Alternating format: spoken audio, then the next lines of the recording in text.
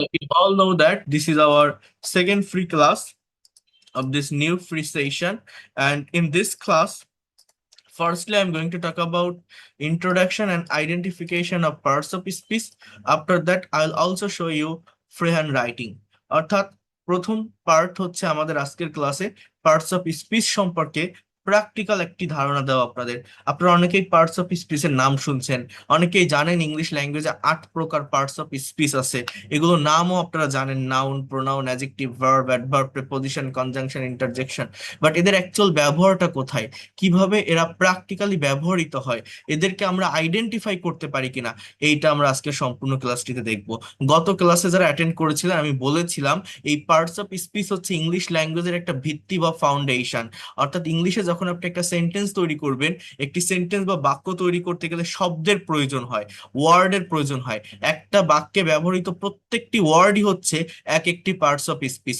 এই parts of speech গুলো যদি আপনি আইডেন্টিফাই করতে পারেন, তাহলে আপনি বুঝতে পারবেন একটা সেন্টেন্স বা বাক্যের ভিতর কোন ওয়ার্ডের সাথে কোন ওয়ার্ড কানেক্টেড, বা কোন ওয়ার্ডের সাথে কোন ওয়ার্ড রিলেটেড, কোন ওয়ার্ডের জন্য অন্য কোন ওয়ার্ড ব্যবহৃত হয়ে থাকে। এইটা বুঝতে পারলে আপনি নিজের মতো করে ক্রিয়েটিভ ওয়েতে যে কোনো সেন্টেন্স বা বাক্য লিখতে পারবেন বা বলতে পারবেন। এইটার সব থেকে বড় বেনিফিট হচ্ছে আমরা অনেক সময় ইংলিশে প্যাসেজ রিড আউট করি, প্যাসেজ পড়ি, সেটা কোনো প্যারাগ্রাফ হোক, রিপোর্ট হোক, স্টোরি হোক, আমরা পড়ে অ্যাকচুয়াল অর্থ বা মিনিং বা সেন্সটা আমরা বুঝতে পারি না। যদি পার্টস অফ স্পিচ আপনি আইডেন্টিফাই করতে সক্ষম হন, আপনার ভোকাবুলারি সম্পর্কে প্রপার নলেজ না থাকলেও যদি বুঝতে পারেন যে কোন ওয়ার্ডটা কোন পার্টস অফ স্পিচ, একটা বাক্যের ভিতর কোন ওয়ার্ড অন্য কোন ওয়ার্ডের জন্য বসছে, তাহলে সেই বাক্যের অর্থ বা অ্যাকচুয়াল মিনিং, অ্যাকচুয়াল সেন্সটা কি, কি বোঝাতে চাচ্ছে, এটা আপনি রিয়েলাইজ করতে পারবেন। বাট আপনি ভোকাবুলারি জানেন কিন্তু পার্টস অফ স্পিচ সম্পর্কে ধারণা রাখেন না, তাহলেও আপনার ওই ভোকাবুলারি জেনেও কোনো লাভ হবে না যদি আপনি পার্টস অফ স্পিচ আইডেন্টিফাই করতে না পারেন। এটা অনেক বেশি গুরুত্বপূর্ণ, এজন্য আজকের ক্লাসে আমি এটি নিয়ে আলোচনা করব ইন ডিটেলসে। এরপর এগুলোকে ব্যবহার করে আপনারা যারা ইংলিশে ছোট ছোট সেন্টেন্স বলে থেমে যান, একটি সেন্টেন্স বা বাক্যকে বড় করতে পারেন না, লং করতে পারেন না, বাক্যের ভিতরে এক্সট্রা ইনফরমেশন আসে না, ব্রডলি ফ্রি হ্যান্ড রাইটিংটাকে যারা ডেভেলপ করতে পারেন না, অর্থাৎ একটা প্যারাগ্রাফ, রিপোর্ট, কম্পোজিশন লিখতে গেলে যারা প্রবলেম ফেস করেন, শব্দ মুখে আসে না, ব্রেইনে আসে না, তাদের জন্য কিভাবে আমরা যে কোনো শর্ট সেন্টেন্সকে লং সেন্টেন্সে পরিণত করতে পারি, একটা বাক্যকে কিভাবে মডিফাই করতে পারি, এই পার্টস অফ স্পিচের ফাংশনগুলোকে ইউজ করে আমি আপনাদেরকে দেখাবো। এছাড়াও যারা স্পিকিং এর ক্ষেত্রে দুর্বল, ছোট ছোট সেন্টেন্স বলে থেমে যান, ইংলিশে ফ্লুয়েন্টলি প্রেজেন্টেশন দিতে পারেন না, কিভাবে সেটা দিবেন আমি দেখাবো। এছাড়াও আপনারা যদি লাস্ট পর্যন্ত থাকেন, আমি ট্রান্সলেশন নিয়ে কাজ করব। বিশেষ করে যারা BCS, bank job, admission test face করেন, যারা বাংলা থেকে English sentence, news paper related যে সেন্টেন্স গুলো থাকে ট্রান্সলেট করতে গেলে যারা প্রবলেম ফেস করেন, সেগুলো কিভাবে সহজে করা যায় টেকনিক বা স্ট্র্যাটেজির মাধ্যমে, সেটি আমি আপনাদেরকে দেখাবো। তো আমরা আগে শুরু করি। প্রথম পার্টটুকু গ্রামাটিক্যাল একটু কঠিন বা হার্ড মনে হতে পারে, বাট লাস্ট পর্যন্ত থাকার চেষ্টা করেন, ধৈর্য ধরে শুধু জাস্ট দেখে যান, যে কথাগুলো বলি শুনে যান। আপনার কোনো কিছু মুখস্থ করতে হবে না, কোনো কিছু নোট করতে হবে না, just try to understand here. কি বলছে দেখেন, পার্ট অর্থ অংশ এবং স্পিচ অর্থ বাক্য বা কথা।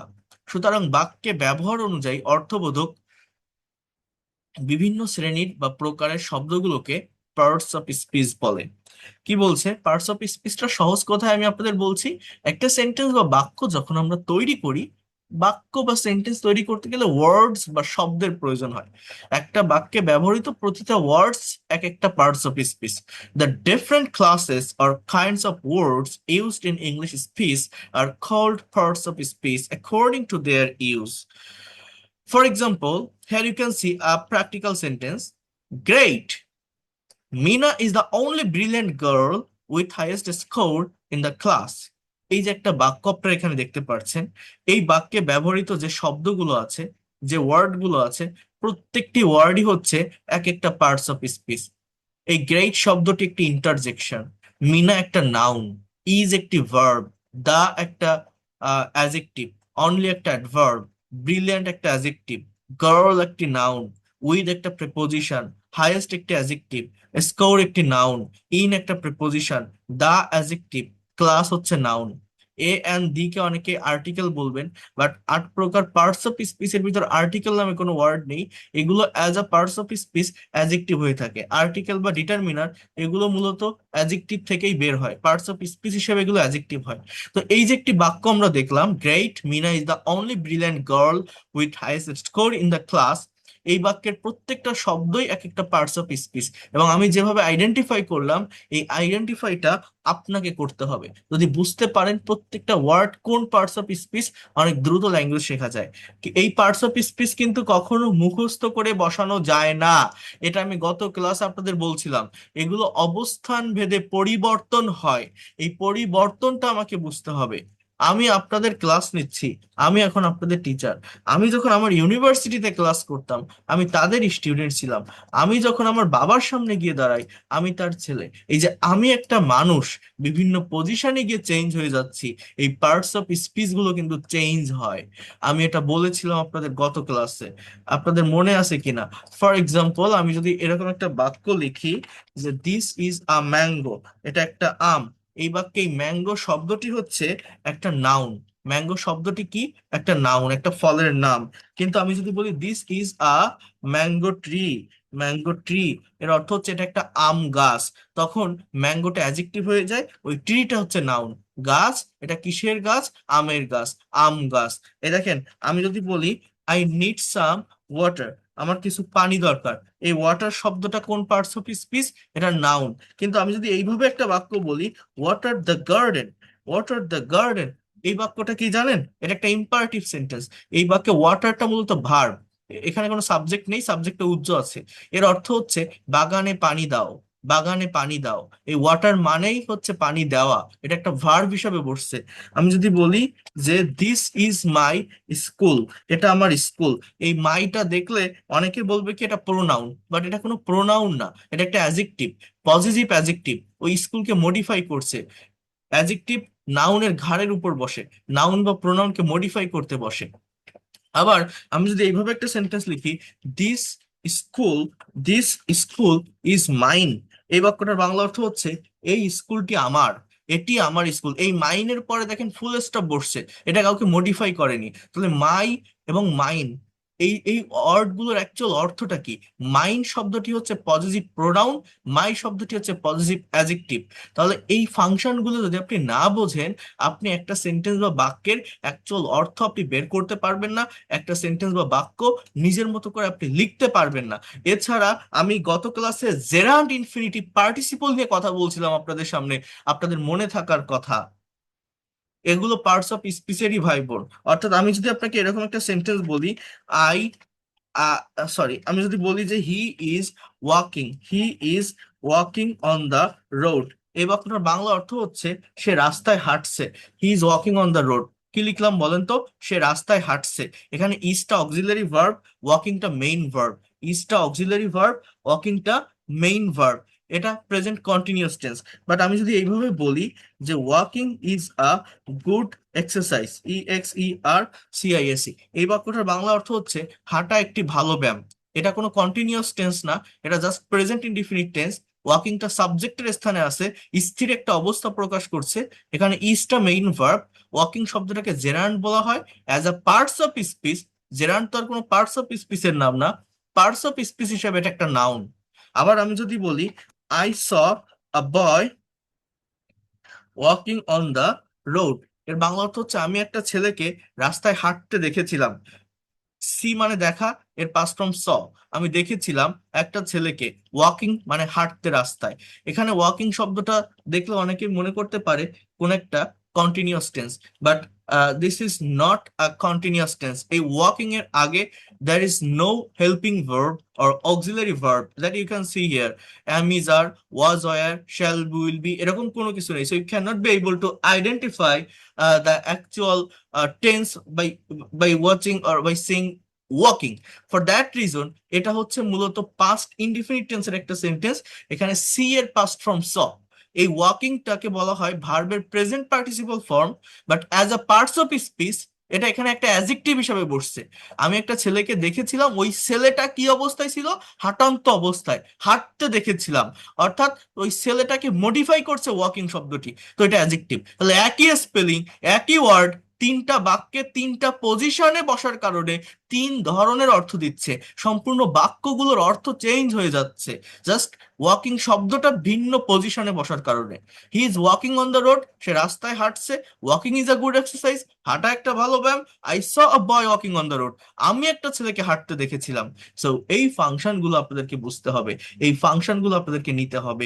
এগুলো না বুঝে যদি আপনি ইংলিশ শিখতে যান, এইটা প্লাস এইটা প্লাস এরকম হয়, এই দিয়ে হাজারো সেন্টেন্স তৈরি করতে পারবেন, ঘরে বসে এই ইংলিশ বলুন, ট্রেনে বসে এই ইংরেজিগুলো ব্যবহার করুন, এই এক্সপ্রেশন গুলো ব্যবহার করুন, আপনি ইংলিশে এক্সপার্ট হতে পারবেন, এরকম করে যারা করে, এভাবে কখনো অ্যাকচুয়াল ডেভেলপমেন্টটা আসে না। বাট আমি যেটা দেখাচ্ছি, আমি ল্যাঙ্গুয়েজের অরিজিন থেকে কথা বলি।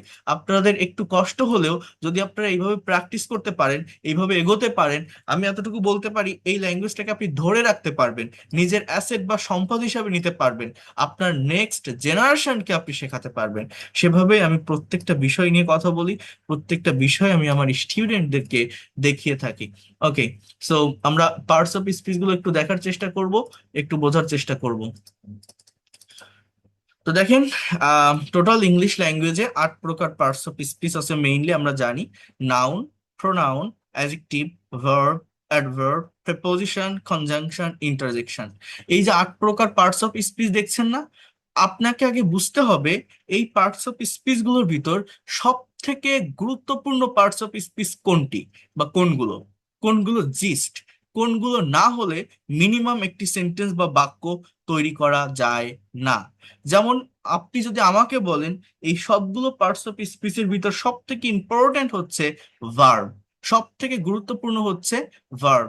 আপনি যদি একটা ভার্ব বসান, সেই ভার্ব একটা সেন্টেন্স তৈরি করতে পারে। মনে করেন আমি এখানে বললাম, যে গো, জাস্ট এখানে ফুল স্টপ দিলাম, এইটাই কিন্তু একটা বাক্য। এই গো মানে কিন্তু যাওয়া না, এই গো মানে হচ্ছে যাও। গো মানে কি? যাও। একটা ভার্ব দিয়ে একটা সেন্টেন্স হয়। এবার আমি যদি বলি, দেখেন, রুমা, রুমা ইজ গার্ল, বোঝার চেষ্টা করেন। রুমা হয় মেয়ে, বা just she, she is girl, সে হয় মেয়ে। এই যে বাক্যটা আমি লিখলাম, শি শব্দটি কি? একটা প্রোনাউন। ইজ শব্দটি কি? ভার্ব। গার্ল শব্দটি কি? নাউন।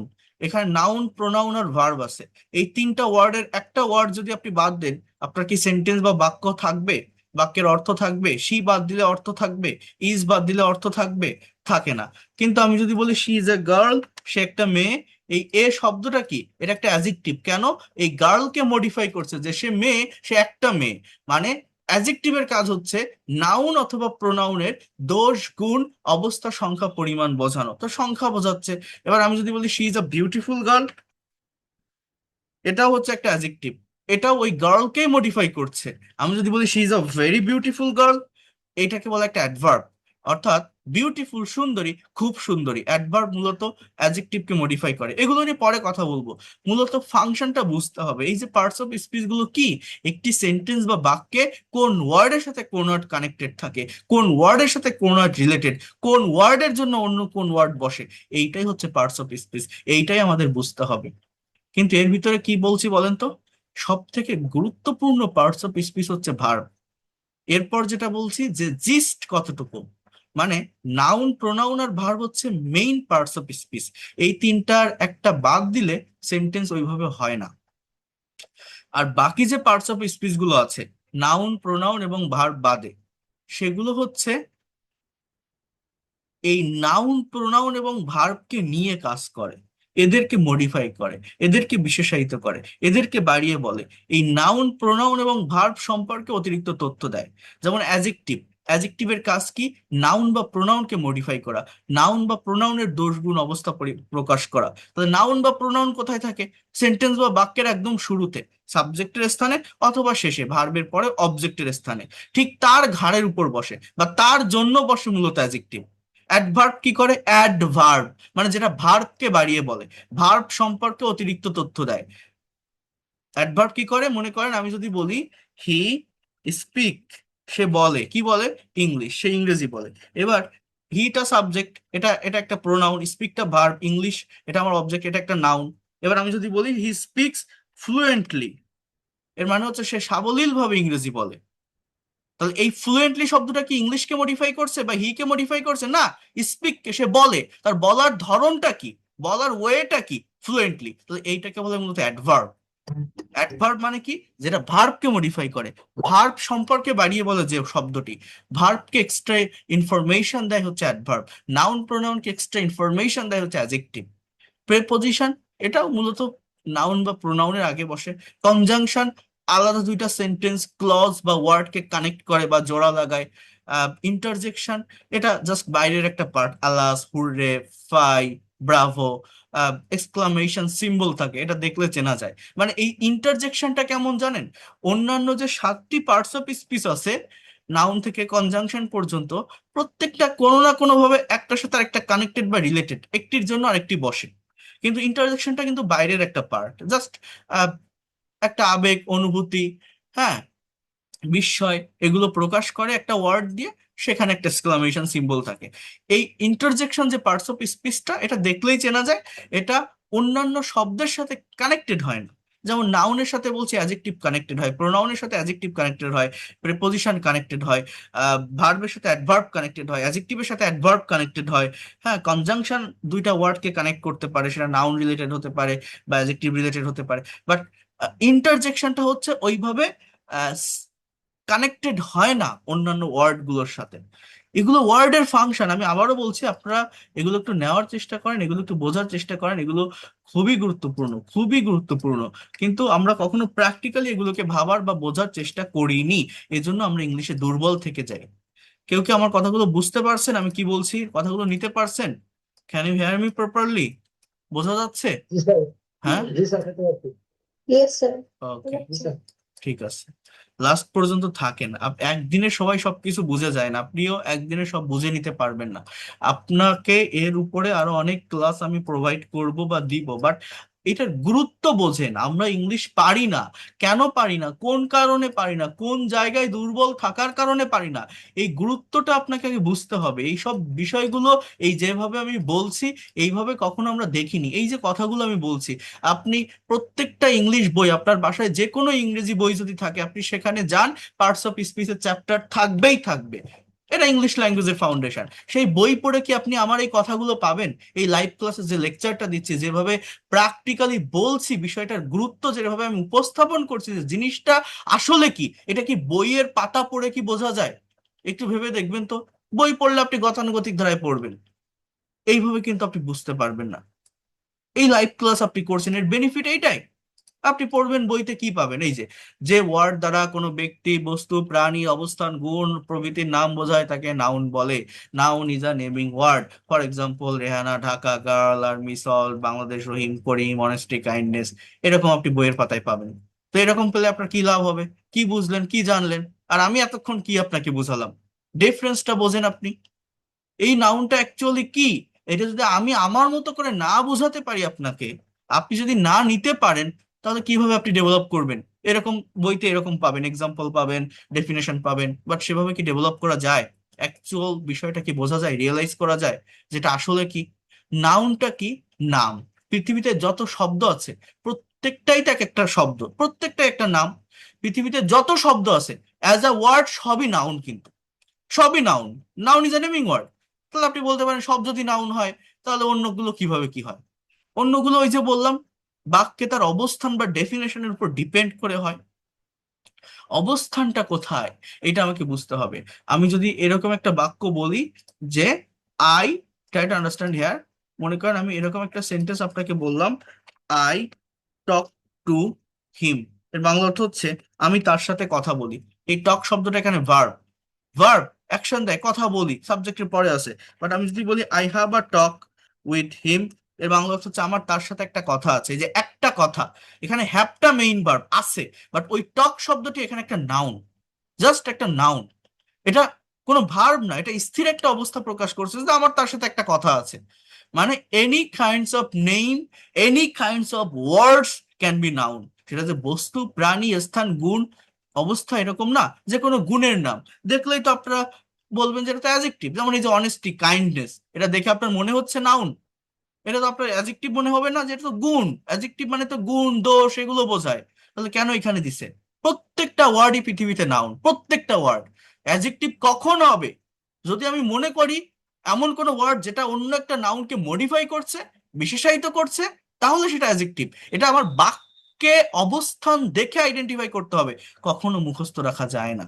যেমন আমি যদি বলি যে he is an honest man, he is an HONEST, honest man, সে একজন সৎ লোক। এই অনেস্ট শব্দটা adjective, he is an honest man, honest শব্দটা অ্যাডজেক্টিভ। বাট আমি যদি এইভাবে বলি যে honesty is the best policy, best policy, সততাই সর্বোৎকৃষ্ট পন্থা, এই অনেস্টি শব্দটা সাবজেক্টের স্থানে আছে, একদম শুরুতে আছে। এটা as a parts of speech একটা নাউন, এটা অন্য কাউকে মডিফাই করেনি। তো এই বিষয়টা, এই ফাংশনটা বোঝাটাই হচ্ছে মূলত এখন সব থেকে ইম্পর্টেন্ট ফ্যাক্ট। তো এটা আমি আপনাদেরকে বোঝাবো। ওকে, তাহলে নাউন তখনই হয় যখন আমরা দেখব শব্দগুলো একদম শুরুতে আছে। সহজ ভাষায় হচ্ছে এইটা, সাবজেক্টের স্থানে থাকে অথবা ভার্বের পর অবজেক্টের স্থানে থাকে। এটা নিয়ে আরো ডিটেলসে কথা বলবো। প্রোনাউন কি বলছে? নাউন বা নাউন ইকুইভ্যালেন্টের পরিবর্তে যে সকল শব্দ ব্যবহৃত হয় তাদেরকে প্রোনাউন বলে। Pronoun is a substituting word for noun or noun equivalent. অর্থাৎ নাউন ইকুইভ্যালেন্ট মানে নাউনের সমতুল্য। এখানে বলছে I, he, she, it, we, they, that, এগুলো হচ্ছে মূলত প্রোনাউন। যেমন দেখেন, রহিম ইজ আ গুড বয়, মনে করেন আমি এরকম একটা বাক্য লিখলাম, বোঝার চেষ্টা করেন এই রহিম শব্দটা একটা নাউন। পরবর্তী বাক্যে রহিমের পরিবর্তে আমি যদি বলি যে he goes to school regularly, he reads in class 10, he is a very brilliant student, Rahim না লিখে পরবর্তী বাক্যে যখন ওই রহিম সম্পর্কেই আমি কথা বলছি, রহিমকে আমি ডেসক্রাইব বা বর্ণনা করছি, রহিমের পরিবর্তে যদি আমি হি লিখি, সেটাকে আমরা বলছি যে প্রোনাউন। এই প্রোনাউনের ব্যবহারটা কেন হয় জানেন? প্র্যাকটিক্যালি বুঝতে হবে। প্রোনাউন মানে নাউন, মানে নাউনের পরিবর্তে যেটা বসে। তাহলে নাউন যে অবস্থানে থাকে, সাবজেক্টের স্থানে শুরুতে বা ভার্বের পরে অবজেক্টের স্থানে, প্রোনাউনও কিন্তু ঠিক সেই প্লেস বা অবস্থানে বসে থাকে। তো প্রোনাউন মানে সর্বনাম। এটা কেন হয় জানেন? ইংরেজরা, এই ইংলিশ ল্যাঙ্গুয়েজ তো ব্রিটিশদের থেকে আসছে, ইংরেজদের থেকে আসছে, তাই না? সো ইংরেজরা রিডান্ডেন্সি পছন্দ করে না। রিডান্ডেন্সি মানে দ্বিরুক্তি। আমরা বাংলায় অনেক সময় এই ধরনের কথা বলি না, সে নাচতে নাচতে স্কুলে যায়। ইংরেজিতে কি হবে জানেন? He goes to school dancing dancing. যদি এরকম বলেন এটা ভুল। আমি গান গাইতে গাইতে ভাত খাই, I eat rice singing singing, এরকম বলা যায় না। বাংলায় দুইবার গাইতে গাইতে আপনি বলতে পারেন, নাচতে নাচতে বলতে পারেন, বাট ইংলিশে এটা একবার ব্যবহার করতে হয়। দুইবার ব্যবহার করলে সেটা রিডান্ডেন্সি হয়ে যায় বা সেটাকে দ্বিরুক্তি বলা হয়। তো প্রতিটা বাক্যের শুরুতে একটা পার্টিকুলার সাবজেক্ট নিয়ে যখন আপনি কথা বলছেন, সেই সাবজেক্টের নামটা যদি আপনি মেনশন করেন, সেটা ওয়ান কাইন্ডস অফ রিডান্ডেন্সির কাজ করে। Rahim is a good boy, Rahim goes to school regularly, Rahim reads in class 10, Rahim reads, Rahim is a very brilliant student. এই যে প্রত্যেকটা জায়গায় রহিমের ব্যবহার করা, এটা হচ্ছে মূলত রিডান্ডেন্সি। এই রহিমের পরিবর্তে যদি আপনি হি এর ব্যবহার করেন, তাহলে একটা বাক্য লিখতে, বলতে বা দেখতে সুন্দর লাগে। এভাবেই মূলত প্রোনাউনটা আসে বা প্রোনাউনের উৎপত্তিটা হয়। এটা নিয়ে আরো ডিটেলসে কথা বলবো। প্রোনাউনের অনেক ক্লাসিফিকেশন আছে। এরপর হচ্ছে অ্যাজেক্টিভ। অ্যাজেক্টিভ কি? ওই যে বললাম, যে ওয়ার্ড দ্বারা কোনো নাউন বা প্রোনাউন, নাউন প্রোনাউন কোথায় থাকে? বাক্যের শুরুতে সাবজেক্টের স্থানে বা ভার্বের পর অবজেক্টের স্থানে। বলছে যে ওয়ার্ড দ্বারা কোনো নাউন বা প্রোনাউনের দোষ, গুণ, অবস্থা, সংখ্যা, পরিমাণ ইত্যাদি প্রকাশ করা হয় তাকে অ্যাজেক্টিভ বলে। অ্যাজেক্টিভ নাউন বা প্রোনাউনকে মডিফাই বা কোয়ালিফাই করে। And adjective modifies or qualifies a noun আর pronoun, anything equivalent to a noun. For example, this is a nice pen, এখানে পেন একটা নাউন, একটা অবজেক্ট। সো মানে এটা কমপ্লিমেন্ট বলা যায়। যে জিনিসটা দিস সেটাই পেন। অ্যাম, ইজ, আর যদি মেইন ভার্ব হিসেবে থাকে, আমি গত ক্লাসে বলছিলাম সেটাকে কমপ্লিমেন্ট যুক্ত সেন্টেন্স বলে। আমার সাবজেক্ট প্লাস ভার্বের পর এক্সটেনশন লিখবেন, কখনো অবজেক্ট লিখবেন না।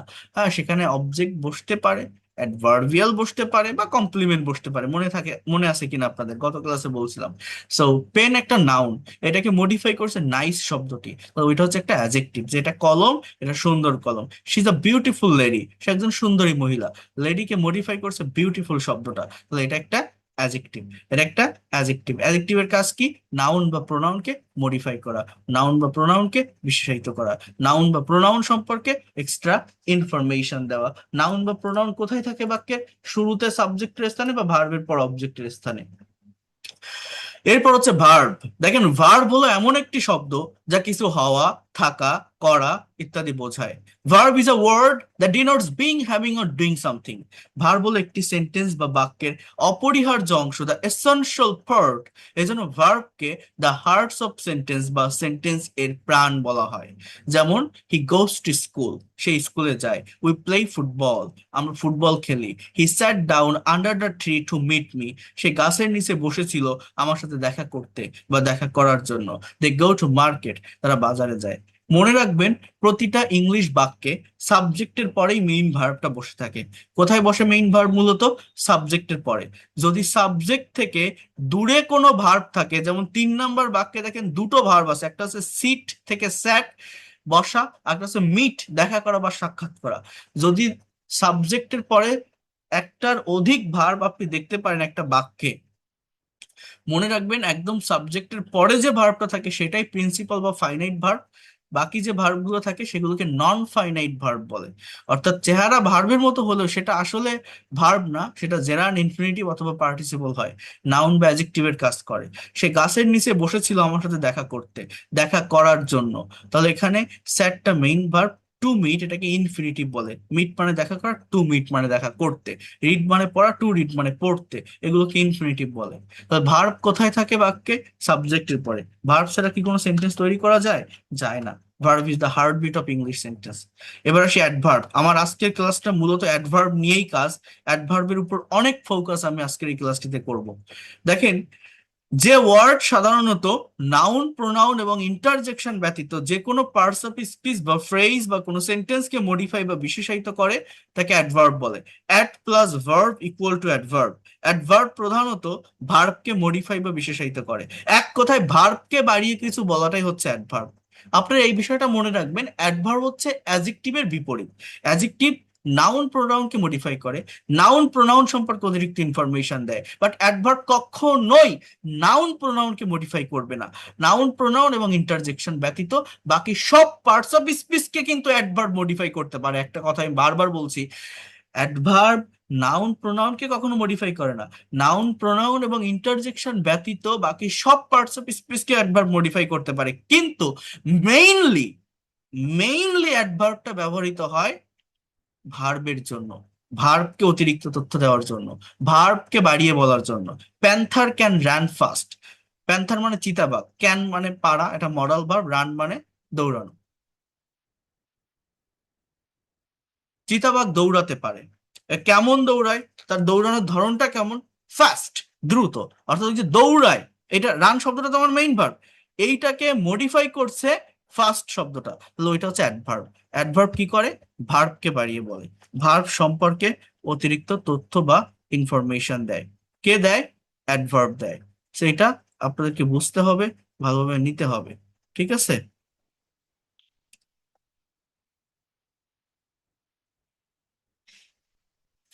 এরপর দেখেন, Sushma is a very beautiful girl. এখানে সুষমা শব্দটা একটা নাউন, সুষমা শব্দটা একটা নাউন, ইজ একটা verb, a very beautiful girl. দেখেন, গার্ল শব্দটা কি? এটাও একটা নাউন। গার্লকে মডিফাই করেছে বিউটিফুল শব্দটি, যে সুষমা মেয়ে, সুন্দরী মেয়ে। সো এটা একটা অ্যাডজেক্টিভ, যেহেতু নাউনকে মডিফাই করছে। সুন্দরী মেয়ে, খুব সুন্দরী মেয়ে, সুন্দরী, খুব সুন্দরী। ওই ভেরি শব্দটা একটা অ্যাডভার্ব, ওইটা অ্যাডজেক্টিভকে মডিফাই করছে। অ্যাডভার্ব নিজেকে নিজে মডিফাই করতে পারে, অ্যাডভার্ব একটা অ্যাডজেক্টিভকে মডিফাই করতে পারে, অ্যাডভার্ব একটা প্রেপোজিশনকে মডিফাই করতে পারে, অ্যাডভার্ব একটা হোল সেন্টেন্সকে মডিফাই করতে পারে, কিন্তু কখনো নাউন, প্রোনাউন এবং ইন্টারজেকশনকে মডিফাই করে না। মেইনলি মডিফাই করে ভার্বকে। কথাগুলো বুঝতে পারেন কিছু? The fan is moving exactly over our head. ফ্যানটা ঠিক আমাদের মাথার উপর দিয়ে ঘুরছে। এখানে ওভার শব্দটা একটা প্রেপোজিশন, যে মাথার উপর দিয়ে ফ্যানটা ঘুরছে, ঠিক মাথার উপর দিয়ে ঘুরছে, এক্স্যাক্টলি ওভার আওয়ার হেড। ওইটা হচ্ছে মূলত একটা অ্যাডভার্ব। অ্যাডভার্ব, ঠিক আছে, প্রিপোজিশনকে একটা মডিফাই করতেছে। এরপর দেখেন, প্রেপোজিশনটা কি, এইটার উপর ডিটেলস ক্লাস আছে ফ্রি ক্লাসের ভিতরেই, দেখলে বুঝতে পারবেন, কারণ এটা খুবই ইম্পর্টেন্ট একটা টপিক। আমরা যে কোনো সেন্টেন্স লিখি বা বলি, আপনি স্পোকেন ইংলিশ শেখেন বা রিটেন ইংলিশ শেখেন, প্রত্যেকটা সেন্টেন্সে মোস্ট অফ দ্য টাইম প্রেপোজিশনের ব্যবহার আমরা দেখতে পাই। এটা সঠিক ব্যবহার যদি করতে না পারি, একটা সেন্টেন্স বা বাক্য খাপছাড়া খাপছাড়া হয়ে যায়, বাক্যের ভিতরে ওয়ার্ড একটা আরেকটি কানেক্টেড হয় না। তো প্রেপোজিশন শিখতে হবে প্র্যাকটিক্যালি, প্রফেশনালি। প্রি শব্দের অর্থ পূর্বে, পজিশন শব্দের অর্থ অবস্থা। যে সকল শব্দ নাউন বা প্রোনাউনের পূর্বে বসে তাকে প্রেপোজিশন বলে। প্রেপোজিশন একটি সেন্টেন্স বা বাক্যের অলংকার। অলংকার যেমন একজন মানুষের সৌন্দর্য বাড়িয়ে দেয়, তেমনি ভাবে প্রেপোজিশন ব্যবহারের মাধ্যমে বাক্যের সৌন্দর্য বেড়ে যায়। একটা ছেলেকে আপনি যদি কোট বুট শার্ট টাই পরান, দেখতে যেমন সুন্দর লাগে। একটা মেয়েকে হাতে চুড়ি কানের দুল নাকের নথ, সিনেমার নায়িকাদের সাজায় না, বা বিয়ে করতে যাওয়া নতুন বউকে সাজালে যেমন দেখতে সুন্দর লাগে, একটি সেন্টেন্স বা বাক্যে যদি আপনি প্রেপোজিশনের ব্যবহার করেন, ওই সেন্টেন্স বা বাক্যের সৌন্দর্য বেড়ে যায়। প্রেপোজিশন একটি বাক্যকে ডেকোরেট করে, গর্জাস করে তোলে। ঠিক আছে? Put the box on the table, I live with my family, he lives in America, so on, with, in, those are the preposition. দেখাবো, এটার উপর ডিটেলস ক্লাস আছে, দেখাবো। এরপর হচ্ছে কনজাংশন। এটা মেইনলি রাইটিং এর ক্ষেত্রে প্রয়োজন হয়। কনজাংশন অর্থ সংযোগ স্থাপন, দুইটি শব্দ ওয়ার্ড, দুইটি বাক্য সেন্টেন্স অথবা বাক্যাংশ ক্লজ বা ফ্রেজের মধ্যে সংযোগ স্থাপনকারী শব্দকে কনজাংশন বলে। And, or, but, though, although, those are the conjunction. They are cheerful but broad minded, she is happy but frustrated, I will go if you come, I will go if you come. অর্থাৎ conjunction কি করে, আলাদা দুইটা word, দুইটা clause বা সেন্টেন্সকে connect করে, জোড়া লাগায়। এরপর হচ্ছে ইন্টারজেকশন। ইন্টারজেকশনটা কি, আবেগ অনুভূতি ছাড়া মানুষ বাঁচতে পারে না। মানুষের আবেগ অনুভূতি প্রকাশে ইংরেজিতে বেশ কিছু শব্দ ব্যবহৃত হয়, যেমন হুররে, আলাস, ফাই, ব্রাভো, হাস, ফু, হাল্লো। এই শব্দগুলো মানুষের তাৎক্ষণিক আবেগ অনুভূতি বা উচ্ছ্বাস প্রকাশ করে, যা ইন্টারজেকশন বা আবেগসূচক অব্যয় নামে পরিচিত।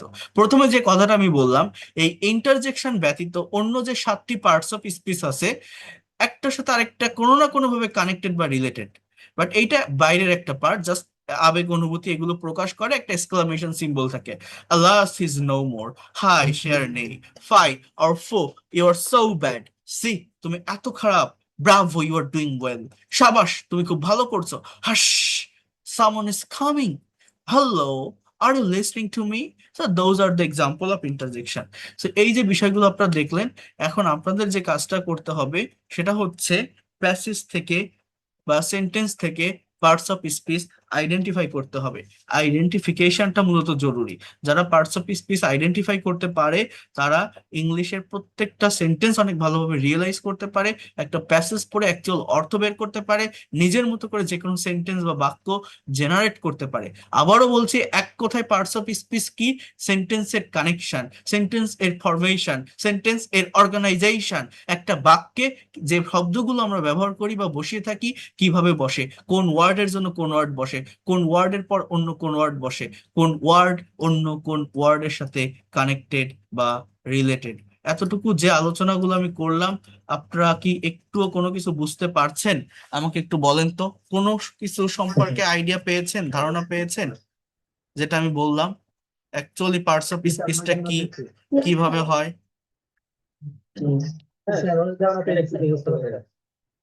বুঝতে পেরেছি। ওকে, থ্যাংক ইউ। যদি বুঝতে পারেন তাহলে ভালো, আমি প্র্যাকটিক্যালি দেখাচ্ছি। নতুন করে কি পেইড ক্লাস শুরু হবে? স্যার, নতুন করে কি পেইড ক্লাস শুরু হবে নাকি আগে এটা? এখন যে ফ্রি ক্লাস চলছে, আহ, এটা 6 তারিখ পর্যন্ত রেগুলার হইতে চলবে, 7 তারিখ থেকে নতুন পেইড ব্যাচ থাকবে, 80তম ব্যাচ, 79তম ব্যাচ রানিং আছে, 80তম ব্যাচ চলবে।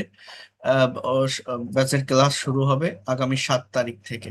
আমি যাদের ক্লাস নিয়ে থাকি, আমার কাছে যারা ভর্তি হওয়ার, তারা এমনিতেই হয়, আমি অনেক পরিশ্রম করে পড়াই। এটা আপনাকে যে পেইড কোর্সে আসতে হবে এটা আমি বলছি না, আপনি ফ্রি ক্লাস করে যান, আপনার মনে থাকবে আমার কথা, যদি আপনি আমাকে পজিটিভ মাইন্ডে নিতে পারেন। কারণ আমি সেভাবেই বোঝাই প্রত্যেকটা বিষয়। আপনি আরো 10 জায়গায় ক্লাস করে আসেন, আমার ক্লাস তারাই ভালো বোঝে বা নিতে পারে যারা আরো 3-4 জায়গা থেকে ধাক্কা খেয়ে আসছে, যারা একদম শুরু শুরু থেকে মানে জাস্ট আমাকেই প্রথম দেখছেন, তারা হয়তো এভাবে নিতে পারবেন না, কম্পেয়ার করতে পারবেন না, বুঝতে পারবেন না। আরো 3 জায়গায় 4 জায়গায় ক্লাস করে আসেন, দেখে আসেন, বুঝতে পারবেন। শুধু এইভাবে এইগুলো পড়ালে ল্যাঙ্গুয়েজ শেখা যায় না, এটা প্লাস এটা প্লাস এটা এরকম হয়, এই যে হাজারো সেন্টেন্স করতে পারবেন। ল্যাঙ্গুয়েজের অরিজিনটা বুঝতে হয়। আমি যেভাবে দেখাচ্ছি এইভাবে যদি আপনারা একটু পজিটিভ মাইন্ড অ্যাপ্লাই করে নিতে পারেন আমার কথাগুলো, আপনি ভাষাটাকে ধরে রাখতে পারবেন। আমার কাছে কোর্স করে মাদারীপুর একজন কোচিং সেন্টার দিয়েছে, তার প্রথম মাসে 13 জন স্টুডেন্ট ছিল। পরের মাসে সে আমাকে বলছে, আর আপনার কাছে ক্লাস করে আপনার এই ওয়েব স্ট্র্যাটেজি ফলো করে আমি এখন শেখাচ্ছি, আমার পরের ব্যাচে 57 জন স্টুডেন্ট হয়েছে মাদারীপুর সদরে। মইনুল নামের একটা লোক, আমি নামও বলে দিলাম, আমার স্টুডেন্ট। আমার লেখা বই আছে, এই দেখেন, এই বইটা প্রতিদিন বাংলাদেশের বিভিন্ন প্রান্তে চলে যাচ্ছে। এই যা যা পড়াচ্ছি, যা যা দেখাচ্ছি, এই বইটার ভিতরে আছে স্পিক ইংলিশের। সো এটা অনেক প্রিমিয়াম কোয়ালিটির একটা বই। সো সে এই বইটা অর্ডার দিয়ে তার স্টুডেন্টদেরকে পড়াচ্ছে। চিটাগাংয়ে একজন প্রতিষ্ঠান দিয়েছে, সিলেটে একজন প্রতিষ্ঠান দিয়েছে, বিভিন্ন জায়গা থেকে তারা ক্লাসগুলো করে। আমি যাদেরকে পড়াই তারা নিজেরাই যাতে মাস্টার হতে পারে, নিজেরাই যাতে এক্সপার্ট হতে পারে, সেভাবে আমি দেখানোর বা বোঝানোর চেষ্টা করি প্রত্যেকটা বিষয়। সো আপনি কেন পারবেন না? ল্যাঙ্গুয়েজটাকে প্র্যাকটিক্যালি নেন, খুবই সহজ, খুব ভালোভাবে ডেভেলপ করা যায়। আর অরিজিন থেকে আপনি শেখাটা শুরু করেন, বেসিক থেকে শেখাটা শুরু করেন। তাহলে কি হবে, যখন আপনি কথা বলবেন, যখন আপনি ফ্রি হ্যান্ডে কোনো কিছু লিখবেন, কনফিডেন্টের সাথে লিখতে পারবেন। বাট আমি আপনাকে বললাম আমি স্পোকেন কোর্স করাচ্ছি, আমি আপনি কয়টা প্রেজেন্টেশন দেন about yourself, about your reading room, about your home town, about your country, এরকম কিছু সার্টেন টপিক আমি আপনাকে মুখস্থ করালাম, সবাইকে দেখালাম আমার স্টুডেন্ট কত সুন্দর প্রেজেন্টেশন দিচ্ছে। এভাবে করে কি লাভ হবে? আপনি নিজের মতো করে যখনই কিছু লিখতে যাবেন বা বলতে যাবেন, প্রবলেম ফেস করবেন, কনফিউশন ফেস করবেন, এই সেন্টেন্সটা আমি লিখতে যাচ্ছি, আমার ঠিক হচ্ছে না ভুল হচ্ছে। বাট এই যেভাবে দেখাচ্ছি, এইটা দেখলে কি হয়, একবার শিখে নিতে পারলে আর কারো হেল্প নেওয়া লাগে না, নিজের মতো করে আপনি ডেভেলপ করতে পারবেন, সবকিছু নিজেই মাস্টার হতে পারবেন। আর ওই শুধু জাস্ট স্পোকেন প্র্যাকটিস করালাম, ওইটাতে কি হয়, একটা জায়গার ভিতর আটকে থাকতে হয়, একটা সার্কেলের ভিতর আটকে থাকতে হয়, নিজের মতো করে কিছু করা যায় না। তো দেখেন, a very nice glass jar was kept on the table. Suddenly it fell down and broken. My sister screamed, "Damn, how it happened?" এই যে জাস্ট ছোট একটা 3-4টা লাইনের একটা প্যাসেজ দেখছেন না, এর ভিতরে সবগুলো পার্টস অফ স্পিচের ব্যবহার আছে। আপনারা আইডেন্টিফাই করতে পারবেন কোন ওয়ার্ডটা কোন পার্টস অফ স্পিচ। আইডেন্টিফাই করার আগে আগে সেন্টেন্স বুঝতে হয়। যেমন এই বাক্যে a very nice glass jar, এতটুকু সব ধরেই কিন্তু সাবজেক্টের অংশ। দেখছেন, কেউ বোঝে না এটা। অনেকে আমরা মনে করি আই, উই, ইউ, রহিম, করিম এটাই সাবজেক্ট, বাট না, সাবজেক্ট গুলো ফ্রেজাল সাবজেক্ট হতে পারে। এরপর এই বাক্যে এই যে ওয়াজ কেপ্ট, এটা হচ্ছে ভার্বের অংশ, অন দ্য টেবল এটা হচ্ছে এক্সটেনশনের অংশ। এখন এই যে সাবজেক্টে আমার 5টা ওয়ার্ড আছে, দেখেন সাবজেক্টের অংশে কয়টা ওয়ার্ড আছে, 5টা ওয়ার্ড আছে। এ ভেরি নাইস গ্লাস যার 5টা ওয়ার্ড আছে। এই 5টি ওয়ার্ডের ভিতর মূলত হেড ওয়ার্ড কোনটা, মেইন ওয়ার্ড কোনটা, এটা আমাকে বুঝতে হবে। মেইন ওয়ার্ড হচ্ছে জার, জার মানে কি, পাত্র। এবার কিসের জার, গ্লাস জার। একসাথে যদি বলি, গ্লাস জার হচ্ছে একটা নাউন, একটা নাউন বা মেইন ওয়ার্ড, হেড ওয়ার্ড। একদম যদি আলাদা করি, এই জারটাই মূলত হেড ওয়ার্ড। জারটা কিসের, গ্লাসের, কাচের জার। তাহলে এই গ্লাস শব্দটা কি, একটা অ্যাডজেক্টিভ। এবার এই জারটা মানে কাচের যে জার, এটা কেমন, এটা সুন্দর। তাহলে এই নাইস শব্দটা কি, এটাও অ্যাডজেক্টিভ, ওই জারকে মডিফাই করছে। এবার সুন্দর জার, ঠিক আছে, সুন্দর গ্লাস জার, গ্লাস জারটা খুবই সুন্দর, ভেরি নাইস। তাহলে এই ভেরি শব্দটা কি, একটা অ্যাডজেক্টিভ, ওই নাইসকে মডিফাই করছে। একটা সুন্দর গ্লাস জার, এই এ শব্দটা কি, এটা একটা অ্যাডজেক্টিভ, ওই জার, জারের সংখ্যা বোঝাচ্ছে, জারের কয়টা, গ্লাস জার কয়টা, একটা। তার মানে এই যে হেড ওয়ার্ড বা মেইন ওয়ার্ড কে মডিফাই করছে গ্লাস, নাইস এবং এ দ্বারা, আর নাইস কে মডিফাই করছে আবার ভেরি দ্বারা। এই জন্য আমি যদি পার্টস অফ স্পিচ আইডেন্টিফাই করি, আ এটা অ্যাডজেক্টিভ, ভেরি এটা অ্যাডভার্ব, নাইস এটা অ্যাডজেক্টিভ, গ্লাস এটা অ্যাডজেক্টিভ, জার এটা নাউন, যার এটা নাউন।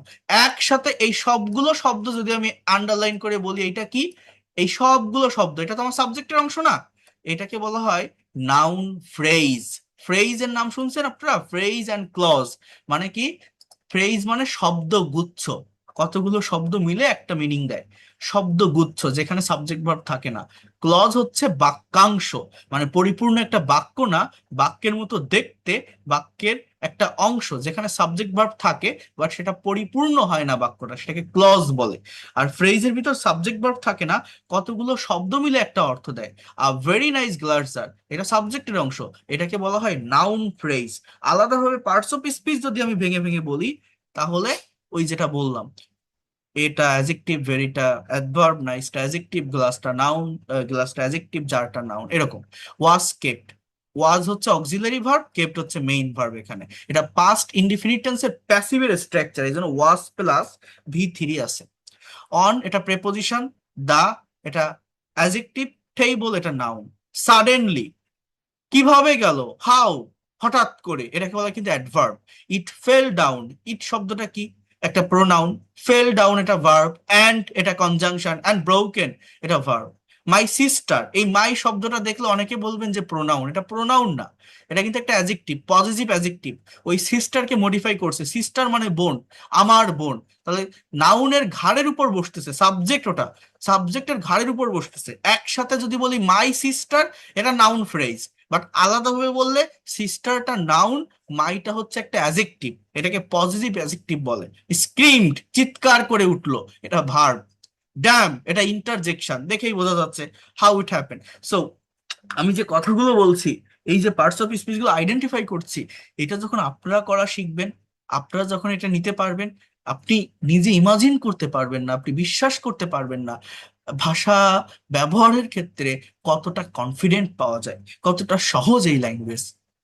বাট এই জায়গায় দুর্বলতা থাকলে, এটা ফাউন্ডেশন, ল্যাঙ্গুয়েজের ভিত্তি, এই জায়গায় দুর্বলতা থাকলে আপনি যে টপিকই শেখেন, যাই শেখেন, আলটিমেটলি কোনো লাভ হয় না। সো এরপর দেখেন, বোঝার চেষ্টা করেন identification of parts of speech. Parts of স্পিচের এই যে সেন্টেন্স গুলো, এগুলো BCS, bank job, admission test, আপনি যে কোনো কম্পিটিটিভ এক্সাম ফেস করেন, এই যে বাক্যগুলো দেখছেন, এই ধরনের বাক্যগুলো আপনি পাবেন। পার্টস অফ স্পিচ গুলো, পার্টস অফ স্পিচের আইডেন্টিফিকেশন থেকে প্রচুর কোশ্চেন আসে, পারবেন করতে? ভেবে দেখেন তো। আই হ্যাভ আ পেন, আমার একটা কলম আছে। আইটা প্রোনাউন, হ্যাভটা ভার্ব। মনে রাখবেন প্রত্যেকটা বাক্যে সাবজেক্টের পরে যে ওয়ার্ড সেটা মূলত ভার্ব। এ শব্দটা একটা অ্যাডজেক্টিভ, পেন শব্দটা নাউন। আই গো হোম, আমি বাড়ি যাই। আইটা প্রোনাউন, গোটা ভার্ব। হোম শব্দটা অনেকে নাউন বলবেন, বাট এটা নাউন না, এটা একটা অ্যাডভার্ব। কেন অ্যাডভার্ব সেটা আমি বলছি। পরের বাক্য দেখেন, আই গো টু হাউস, আমি বাড়ি যাই। ঠিক আছে, আই গো টু হাউস। দেখেন হাউসের আগে টু আছে, হোমের আগে কোনো টু নেই। মূলত কোনো একটা দিকে যাওয়া বোঝাতে গো এর পরে টু প্রেপোজিশনটা বসে। সে স্কুলে যাচ্ছে, he is going to school, আমি স্কুলে যাই, আই গো টু স্কুল। সে যায়, হি গোস টু স্কুল। ইভেন যে কোনো দিকে যাওয়া বোঝাতে গো এর পরে টু প্রেপোজিশনটি ব্যবহৃত হয় বা বসে থাকে। কিন্তু হোমের আগে টুটা বসে না। হোম, হেয়ার, দেয়ার এবং অ্যাব্রোড। হেয়ার মানে এখানে, ACRE, দেয়ার সেখানে। অ্যাব্রোড, ABROAD, অ্যাব্রোড মানে বিদেশ। I go abroad, I go there, I go home. এই চারটা শব্দ, আবারও বলছি, পৃথিবীতে চারটা শব্দের আগে এবং গো এর পরে টু বসে না। বাকি যে কোনো শব্দের আগে যে কোনো দিকে যাওয়া বোঝাতে টু প্রেপোজিশন বসে। কোথায় বসে না? Home, here, there and abroad. কেন? এগুলো রিয়েল অ্যাডভার্ব, খাঁটি অ্যাডভার্ব। মূলত বসে না কেন জানেন? এই হোম আর হাউজের ভিতর পার্থক্য কি জানেন? হাউস মানে একটা বাড়ি, একটা বস্তু, একটা বিল্ডিং, এটা জাস্ট একটা নাউনকে ইন্ডিকেট করছে। বাট হোম বলতে নির্দিষ্ট কোনো বাড়ি, বস্তু বা বিল্ডিং কে বোঝায় না। হোম মানে একটা প্লেস, থাকার জায়গা। If you read news paper, you will get all information about home and abroad. একটা বাক্য আমি বললাম, কি বললাম বলেন তো? If you read news paper, যদি তুমি খবরের কাগজ পড়ো, you will get all information about home and abroad. অর্থাৎ তুমি দেশ বিদেশ সম্পর্কে সমস্ত তথ্য পাবে। এই হোমটাকে আমি দেশ অর্থে ব্যবহার করলাম। হোম বলতে নির্দিষ্ট কোনো বিল্ডিং, নির্দিষ্ট কোনো বাড়ি বা হাউসকে বোঝায় না। Home, any kinds of place can be home, but any kinds of place cannot be house. House is a things, home is a place. সেটা নৌকার নিচের ছাউনি হতে পারে, পাহাড়ের গুহা হতে পারে। Any kinds of place can be home. এই জন্য এটা নির্দিষ্ট কোনো বস্তুকে ইন্ডিকেট করছে না বিদায় এটা নাউন না, এটা একটা অ্যাডভার্ব। এটা হলো adverb of place. I go home, আমি বাড়ি যাই। কোথায় যাই? Where, home. So adverb of place, এই বিষয়গুলো জানতে হয়। আই নিড সাম ওয়াটার, অনেকে এখানে আন্ডারলাইন করে দিলে অনেকে বলবে এটা নাউন, বাট এটা adverb. I need some water, আমার কিছু পানি দরকার। আইটা প্রোনাউন, নিড ভার্ব, সাম শব্দটা একটা অ্যাজেক্টিভ, এটাকে বলে কোয়ান্টিটিভ অ্যাজেক্টিভ। কিছু পানি দরকার, পানিটা একটা নাউন, ওয়াটার, এটাকে মডিফাই করছে সাম। বাট 5 নম্বর বাক্যে ওয়াটার দ্য গার্ডেন, এর বাংলা অর্থ বাগানে পানি দাও, এই ওয়াটারটা নাউন, দাটা অ্যাজেক্টিভ, গার্ডেনটা নাউন, সরি ওয়াটারটা ভার্ব। 5 নম্বর বাক্যের যে ওয়াটার শুরুতে যেটা আছে এটা ভার্ব, পানি দাও, বাগানে পানি দেওয়া না, বা বাগানে পানি এরকমও না, এটা imperative sentence. Here is my school, এখানে আমার স্কুল, ওই মাই শব্দটা কিন্তু একটা অ্যাজেক্টিভ, স্কুলকে মডিফাই করছে। হি ইজ আ স্কুল বয়, সে একজন স্কুলে পড়ুয়া বালক, এখানে স্কুল শব্দটা একটা অ্যাজেক্টিভ। 6 নম্বর বাক্যে স্কুল শব্দটা কিন্তু নাউন ছিল, বাট 7 নম্বর বাক্যে একই ওয়ার্ড অ্যাজেক্টিভ হয়ে গেছে, ওই বয়টাকে মডিফাই করছে। একটা বাক্যে যদি একের অধিক নাউন থাকে তাহলে লাস্টেরটা নাউন থাকে, বাকিগুলো অ্যাজেক্টিভ হয়ে যায়। আই টক টু হিম, আমি তার সাথে কথা বলি, টক মানে কথা বলা, এটা ভার্ব হিসাবে বসছে এখানে, টুটা প্রেপোজিশন, হিমটা প্রোনাউন, প্রোনাউনের objective form. I have a talk with him, আমার তার সাথে একটা কথা আছে, হ্যাভটা এখানে ভার্ব, আ এটা হচ্ছে একটা অ্যাডজেক্টিভ, টক শব্দটা এখানে একটা নাউন, জাস্ট একটা কথা আছে, এখানে কোনো অ্যাকশন দিচ্ছে না, কাজ করছে না, উইথ প্রেপোজিশন, হিমটা pronoun. I watched a show last night, আমি গত রাতে একটা শো দেখেছিলাম, ওয়াচড শব্দটি ভার্ব, আ শো, শো শব্দটা এখানে নাউন হিসেবে বসছে, যে কোনো একটা টিভি শো বা সিনেমার শো হতে পারে। Last night, when, last night গত রাতে, এটা হচ্ছে একটা adverb of time, adverb. Show me your ID card, তোমার আইডি কার্ডটি এখানে দেখাও, একই স্পেলিং।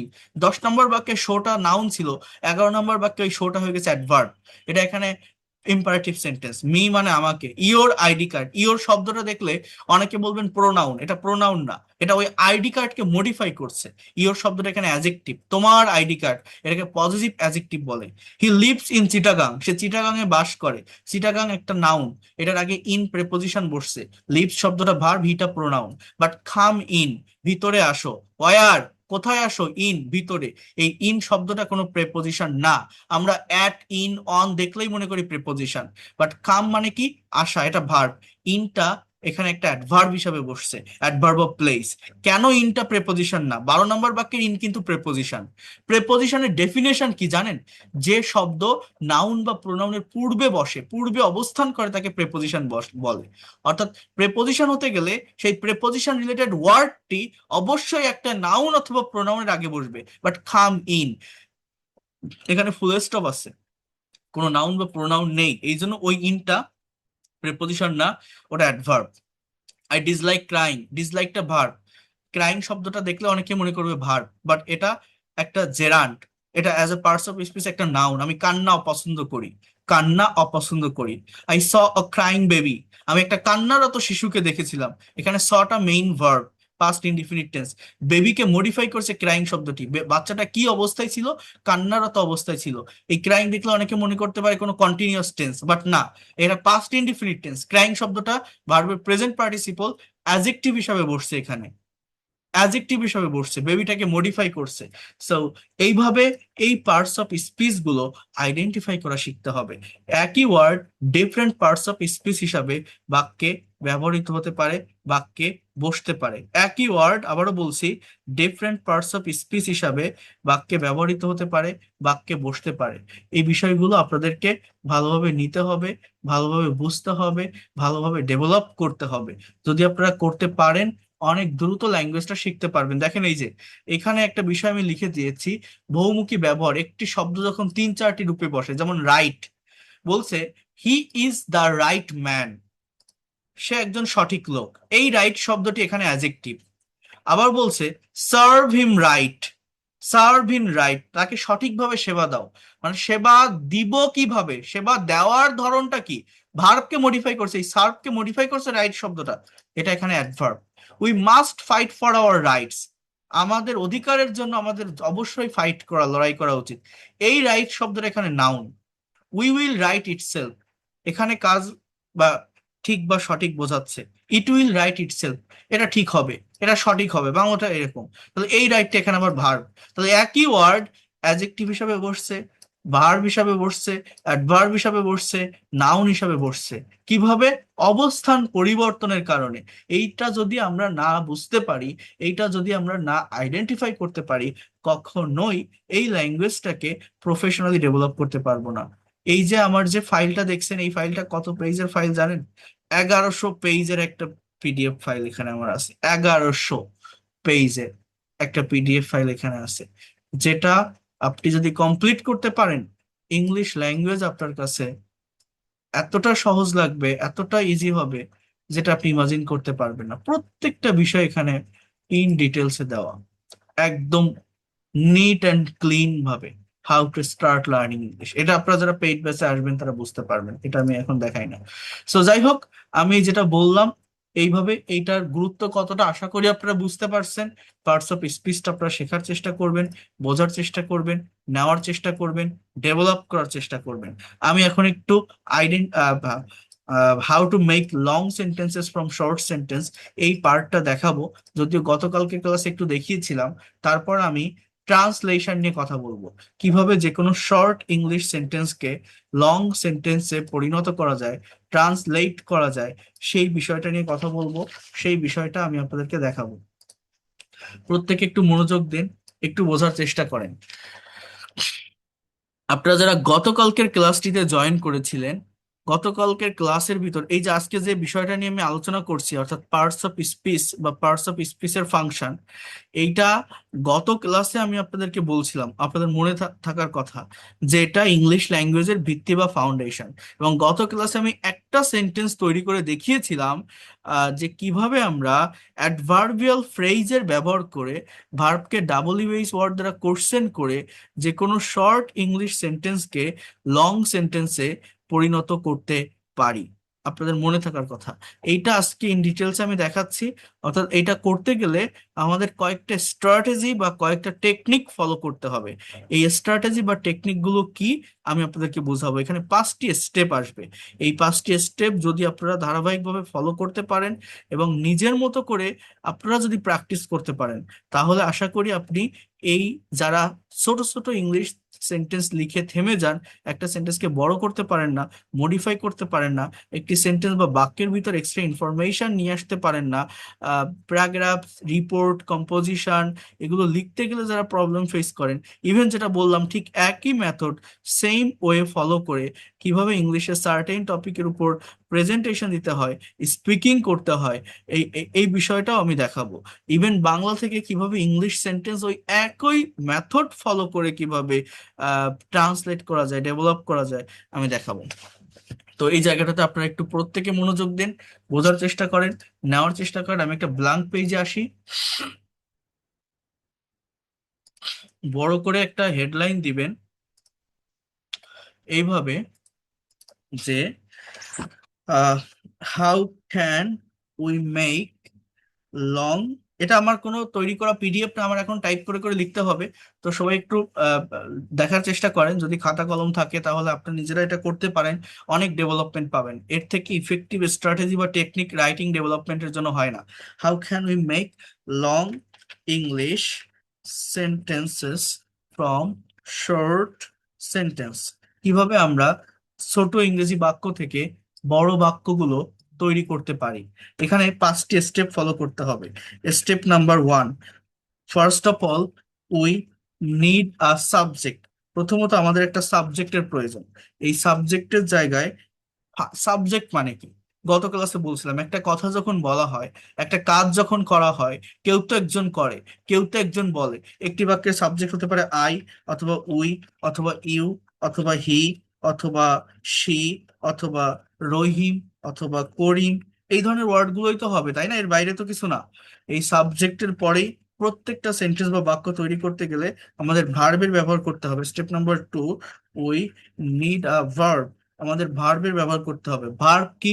ওই যে বললাম, verb is a word that denotes being, having or doing something. অর্থাৎ কোনো কিছু করা, হওয়া, থাকা, খাওয়া, চলা, বলা, এগুলোকে ভার্ব বলে না? ইট মানে কি? খাওয়া। প্লে মানে কি?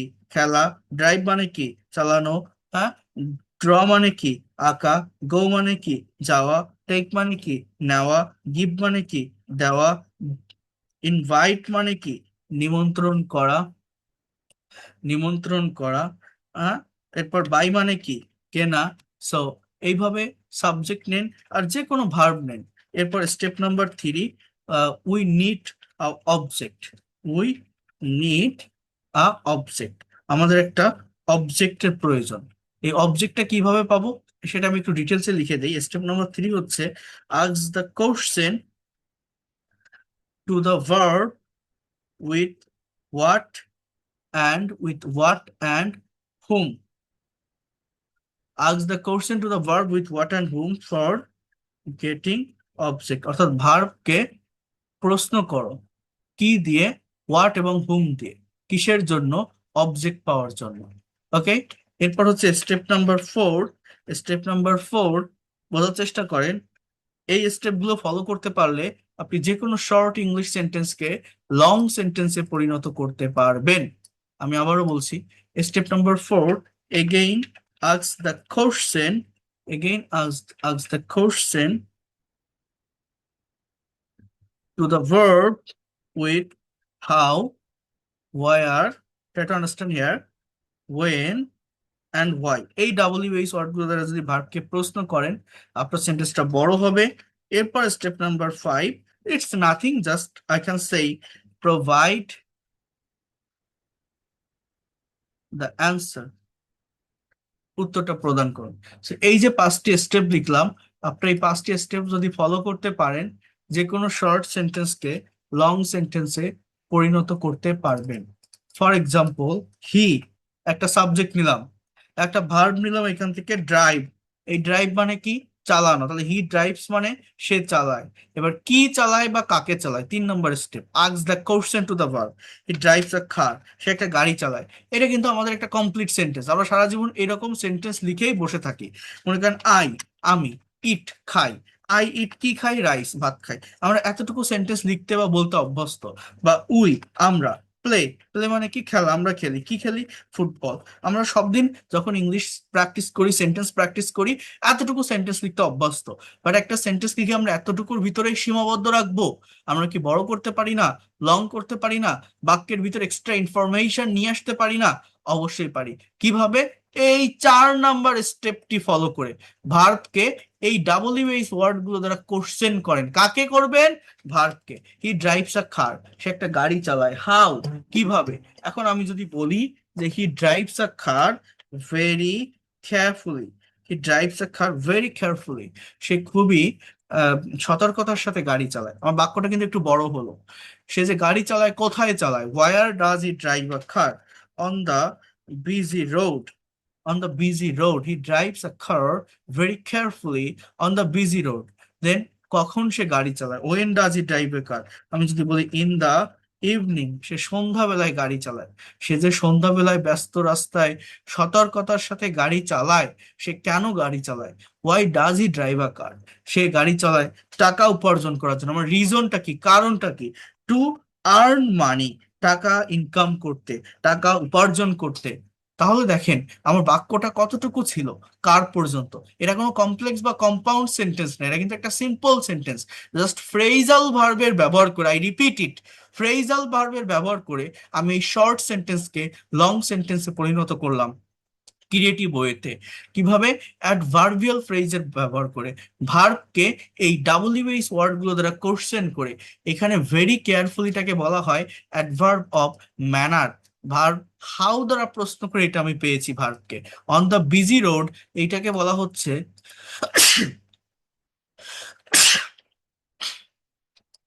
অন দ্য বিজি রোড, এটাকে বলা হচ্ছে অ্যাডভার্ব অফ প্লেস।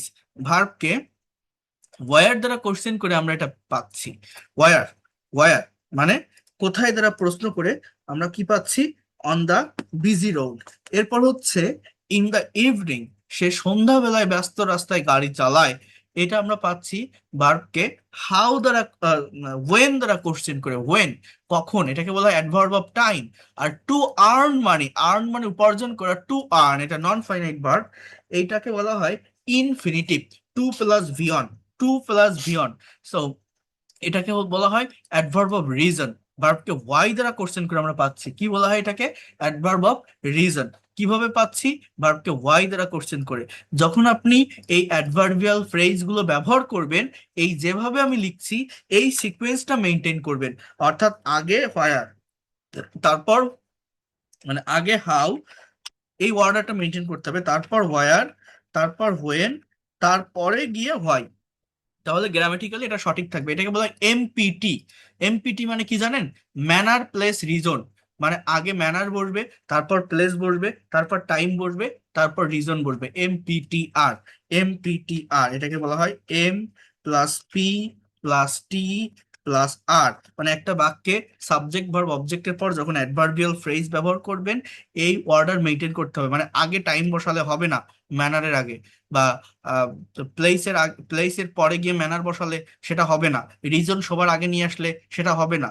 এইটা যদি আপনি মেনটেন করতে পারেন, এই যেভাবে আমি লং সেন্টেন্স লিখছি এইভাবে লিখলে আপনার সেই সেন্টেন্স গুলো কারেক্ট হবে। তাহলে কিভাবে আমরা শর্ট সেন্টেন্স থেকে লং সেন্টেন্স তৈরি করতে পারি? জাস্ট ভার্বকে ডাবল বেস ওয়ার্ড দ্বারা কোশ্চেন করে। তাহলে দেখেন, আমি ভাত খাই, আই ইট রাইস। এটার কথা গত ক্লাসে আমি বলছিলাম না? আপনি ভাত খান, আপনি কিভাবে ভাত খান? I eat rice very slowly. আমি খুব ধীরে সুস্থে ভাত খাই। খাওয়ার সময় আমি তাড়াহুড়ো করি না। এটা আমার ম্যানার, আমার বিহেভিয়ারটা কেমন ভাত খাওয়ার সময়, আমার আচরণ, আমার বিহেভিয়ার এটা কেমন? আমি বলছি যে ভেরি স্লোলি। হ্যাঁ, এরপর আপনি যে ভাত খান, আপনি কোথায় ভাত খান? Where do you eat rice? At home. আমি বাড়িতে ভাত খাই। প্লেসের আগে অ্যাট বসালাম। এই এই ভিতর থেকে আপনাকে প্রেপোজিশনের কিছু ব্যবহার শিখতে হবে। এটা আমরা শিখাবো, আমি আপনাদেরকে এই ফ্রি ক্লাসেই শেখাবো, টাকা না, ফ্রি ক্লাসেই শেখাবো প্রেপোজিশনের ডিটেলস ব্যবহার। I eat rice very slowly at home. আমি খুবই ধীরে সুস্থে ভাত খাই। কোথায়? আমার বাসায় আমি ভাত খাই। সো আপনি যে ভাত খান, আপনি কখন ভাত খান? আমি যদি বলি আমি দিনে 3 বার ভাত খাই, আমি লিখতে পারি না যে 3 টাইমস? টাইম মানে সময়, টাইমস মানে বার, আর ডে, আর ডে। আমি দিনে 3 বার ভাত খাই। আপনি যে দিনে 3 বার ভাত খান, আপনি কেন ভাত খান? Why do you eat rice? Why do you eat rice? ভাত খাওয়ার পিছনে আপনার কারণ কি, রিজনটা কি? টু আর্ন মানি।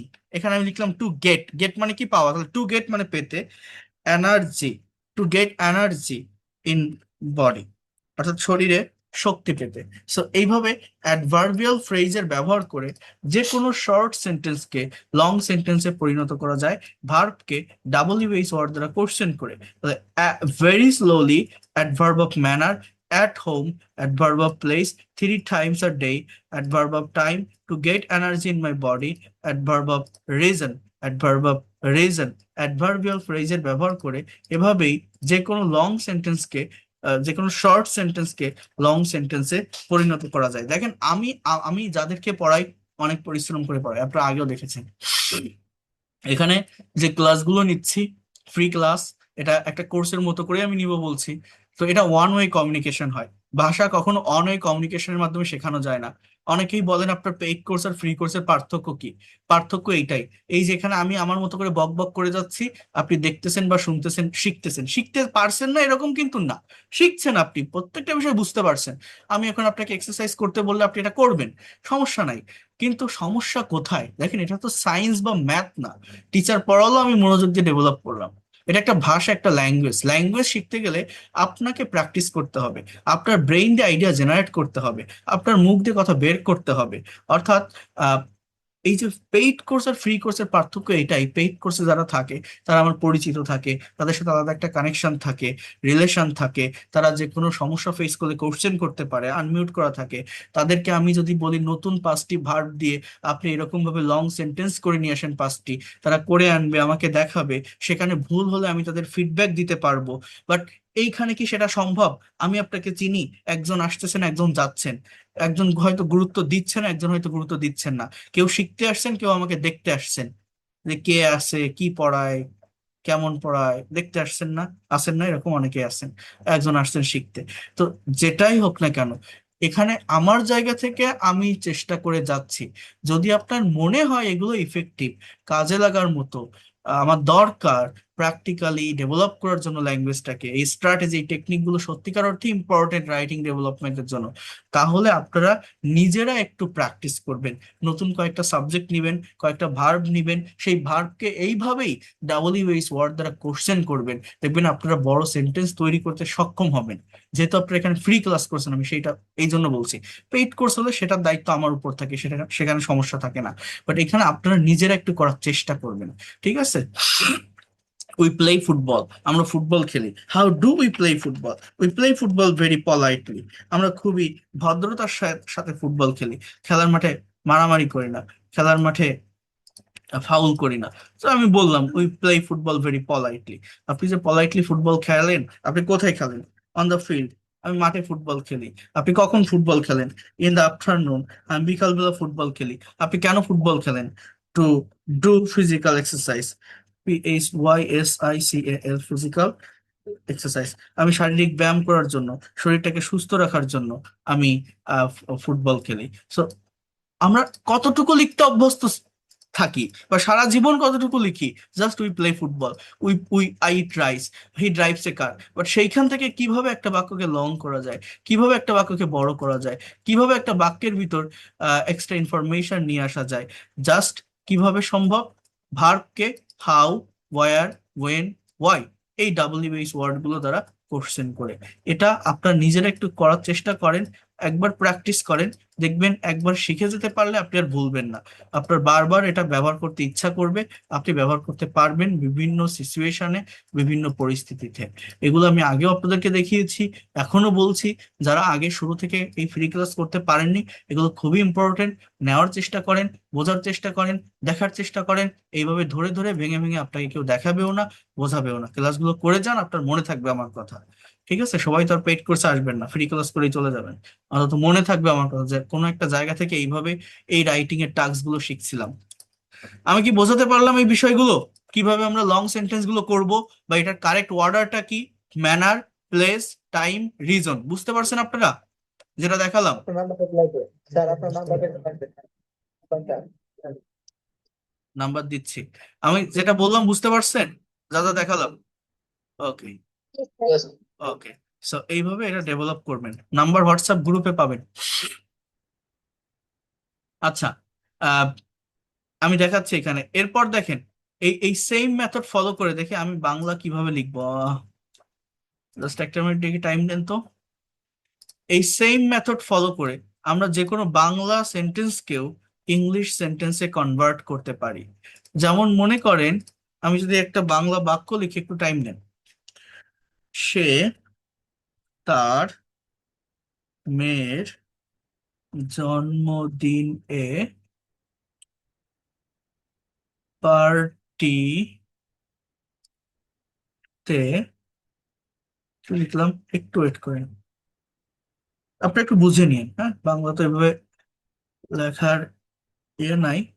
সে তার মেয়ের জন্মদিনের পার্টিতে গতকাল সন্ধ্যায় আমাকে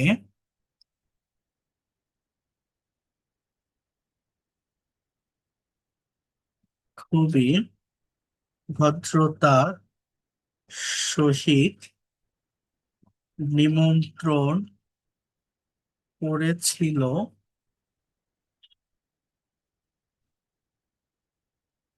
জন্মদিনটি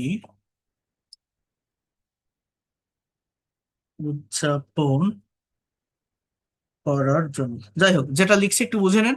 এখানে একটা বড় বাংলা বাক্য লিখছি। এই সেন্টেন্স, এই ধরনের সেন্টেন্স দেখলে অনেকে কনফিউশনে পড়ে যান, মনে করেন কিভাবে ইংলিশে করব, কোন ওয়ার্ডের পর কোন ওয়ার্ড বসাবো, সাবজেক্ট কোনটা, ভার্ব কোনটা। বাট এই যে মেথডটা আমি দেখালাম, এইটা ফলো করেই এই ধরনের সেন্টেন্স গুলো ট্রান্সলেট করা যায়। সাবজেক্টটা কি? সে, হি।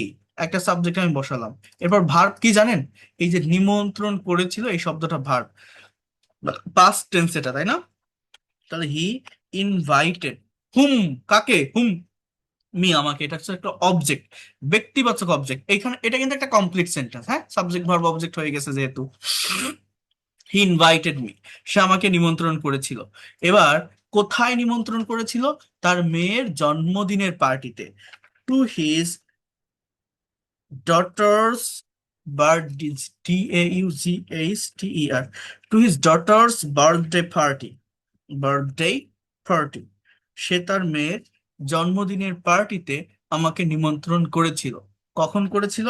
গতকাল সন্ধ্যায়। তাহলে just yesterday, after, yesterday evening.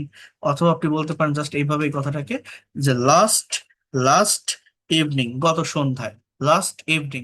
He invited me to his daughter's birthday party last evening, গতকাল সন্ধ্যায়। হ্যাঁ, ইয়েস্টারডে বলে ওইভাবে কানেক্টেড হয় না ওয়ার্ডের সাথে, বাট লাস্ট ইভিনিং এটা খুবই পারফেক্ট হয়। এরপর কি? হি ইনভাইটেড মি, ও আচ্ছা, এখানে আবার লেখা আছে দেখেন, খুবই ভদ্রতার সহিত। কিভাবে নিমন্ত্রণ করেছিল, হাউ, মানে এটা ম্যানারটা আমাকে আগে বসাতে হবে। তাহলে he invited me very politely, আগে এটা লিখতে হবে। সে খুবই ভদ্রতার সাথে আমাকে নিমন্ত্রণ করেছিল, কোথায়, two his daughter's birthday party, কখন, লাস্ট ইভিনিং। এবার কেন নিমন্ত্রণ করেছিল, ওয়াই, রিজনটা কি, টু, উদযাপন করা, ইংরেজি কি, সেলিব্রেট করা, সেলিব্রেট দিস পার্টি, বা জাস্ট বার্থডে পার্টি যেটাই বলি। তো এই যে সেন্টেন্সটা আমি লিখলাম, এই সেন্টেন্সটা খুব সহজে আমি লিখতে পারলাম। কিভাবে, ওই যে প্র্যাকটিসটা আমরা করে আসছি। কিন্তু সিম্পলি এরকম একটা বাংলা সেন্টেন্স আপনার সামনে যদি কেউ দেয়, আপনি দেখবেন ট্রান্সলেট করতে গেলে আপনি প্রবলেম ফেস করবেন, বুঝতে পারবেন না সাবজেক্ট কোনটা, ভার্ব কোনটা, কোনটার পর কোনটা বসাবো। বাট এখন আপনার কাছে এটা সহজ মনে হবে, যেহেতু আমি এটা করিয়েছি বা বুঝিয়েছি কিভাবে এই ফাংশনটা হয়ে থাকে। সাবজেক্ট বসবে, ভার্ব বসবে, অবজেক্ট বসবে, তারপর আমাকে খুঁজে বের করতে হবে। আমার সবগুলো অ্যাডভার্বই যে থাকে এরকমও না, কোনো বাক্যে দুটো থাকতে পারে, তিনটে থাকতে পারে, একটাও থাকতে পারে। So he invited me very politely, এই ভেরি পলাইটলিটা অ্যাডভার্ব অফ ম্যানার। এরপর আর ওই যে অর্ডারটা কি হবে এটাও তো বলে দিয়েছি, two his daughter's birthday party, এটা হচ্ছে অ্যাডভার্ব অফ প্লেস। হ্যাঁ, এরপর হচ্ছে লাস্ট ইভিনিং, এটা হচ্ছে adverb of time. To celebrate this birthday party, এটা হচ্ছে অ্যাডভার্ব অফ বার্থডে পার্টি লিখবেন, বার্থডে পার্টি। এটা হচ্ছে অ্যাডভার্ব অফ কি, রিজন, ওয়াই ইনভাইটেড মি, সে কেন আমাকে নিমন্ত্রণ করেছিল। সো এইভাবে আপনারা যে কোনো বাংলা সেন্টেন্সকেও ইংলিশ সেন্টেন্সে ট্রান্সলেট করতে পারেন, এই সেম মেথডটি ফলো করে। সো আমি আশা করব আপনারা নিজেরা নতুন কিছু সাবজেক্ট নিয়ে, নতুন কিছু ভার্ব নিয়ে, ভার্বকে ডাবলি বেস ওয়ার্ড দ্বারা কোশ্চেন করে এভাবে সেন্টেন্স ট্রান্সলেট করা শিখবেন, নতুন সেন্টেন্স বা বাক্য তৈরি করা শিখবেন, সেন্টেন্স বা বাক্যের ভিতর এক্সট্রা ওয়ার্ড নিয়ে আসার চেষ্টা করবেন, মডিফাই করার চেষ্টা করবেন।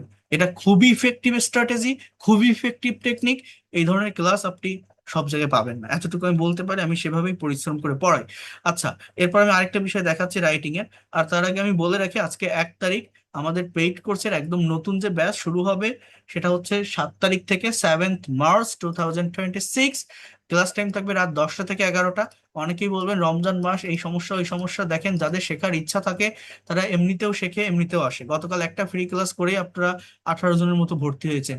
ইভেন এই মাসে সব থেকে ভালোভাবে শেখা যায়, কনসেন্ট্রেশন ভালো দেওয়া যায়, এটা আমি মনে করি, আমি দেখেছি এটা দিতে পারে তারা। স্টুডেন্টরা অনেক ডেডিকেশন থাকে, অনেক জায়গা থেকে, অনেক দুশ্চিন্তা থেকে তারা বের হয়ে আসতে পারে এই রমজান মাসটাতে। একটা বিষয়ের প্রতি শেখার তীব্র ইচ্ছা থাকলে, বা এইটা আমি অ্যাচিভ করব, এই এই এই কনসেপ্টটা থাকলে, এই রমজান মাসে সেটাকে দৃঢ়ভাবে কাজে লাগানো যায় বলে আমি মনে করি। এটা এটা সবাই করছে, আমি দেখছি। তো তো এখানে ক্লাস টাইম রাত 10টা থেকে 11টা থাকবে, যেহেতু তারাবির নামাজ থাকে আমাদের। সো এই টাইমেই নতুন ব্যাচটা শুরু হবে। কোর্স ফি 2000 টাকা। ইভেন আমি এটাও বলছি, একসাথে না দিতে পারলে 1000 টাকা অ্যাডভান্স করে ক্লাস শুরু করতে পারবেন। এটা 3 মাসের কোর্স, 3 মাসের ভিতরে আপনি ইংলিশ এক্সপার্ট এবং ফ্লুয়েন্ট হতে পারবেন। যদি এর থেকে বেশি সময় লাগে সেটাও আপনি পাবেন, তার জন্য আলাদা কোনো টাকা দিতে হবে না। টোটাল কোর্স ফি 2000 টাকা।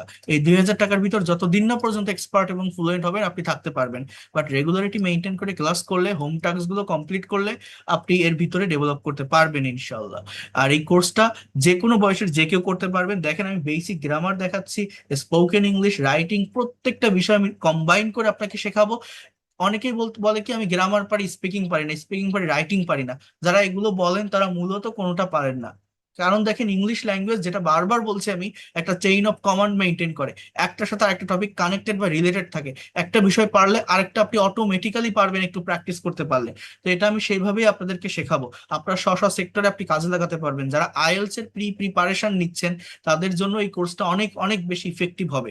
এই কোর্সটা আপনি স্টুডেন্ট হন, house wife, teacher, officer, job holder, freelancer বা ইমিগ্রান্ট যারা প্রবাসী আছেন, প্রত্যেকের জন্য ইফেক্টিভ হবে। আবারও বলছি, প্রত্যেকটা মেইন ব্যাচে জাস্ট 30 জন করে স্টুডেন্ট থাকবে। প্রত্যেকটা ব্যাচ এই সন্ধ্যা বা রাতে হয়, যাতে করে স্টুডেন্ট, চাকরিজীবী বা অন্য পেশার মানুষেরা সময় বের করে করতে পারে। এভাবে স্ক্রিন শেয়ার করে আমি ক্লাসগুলো নিয়ে থাকি, ওয়ার্ড বা পাওয়ার পয়েন্ট স্লাইডের মাধ্যমে। ক্লাস শেষে রেকর্ড এবং পিডিএফ ফাইল আপনি পাবেন। এই ফ্রি ক্লাসের রেকর্ড এবং পিডিএফ ফাইলগুলো দিচ্ছি। পেইড কোর্সে আসলেও প্রিমিয়াম রেকর্ড এবং পিডিএফ ফাইলগুলো পাবেন, যেগুলো সারা জীবন আপনার কাছে রাখতে পারবেন, আপনি সেটা দেখে দেখে চর্চা করতে পারবেন।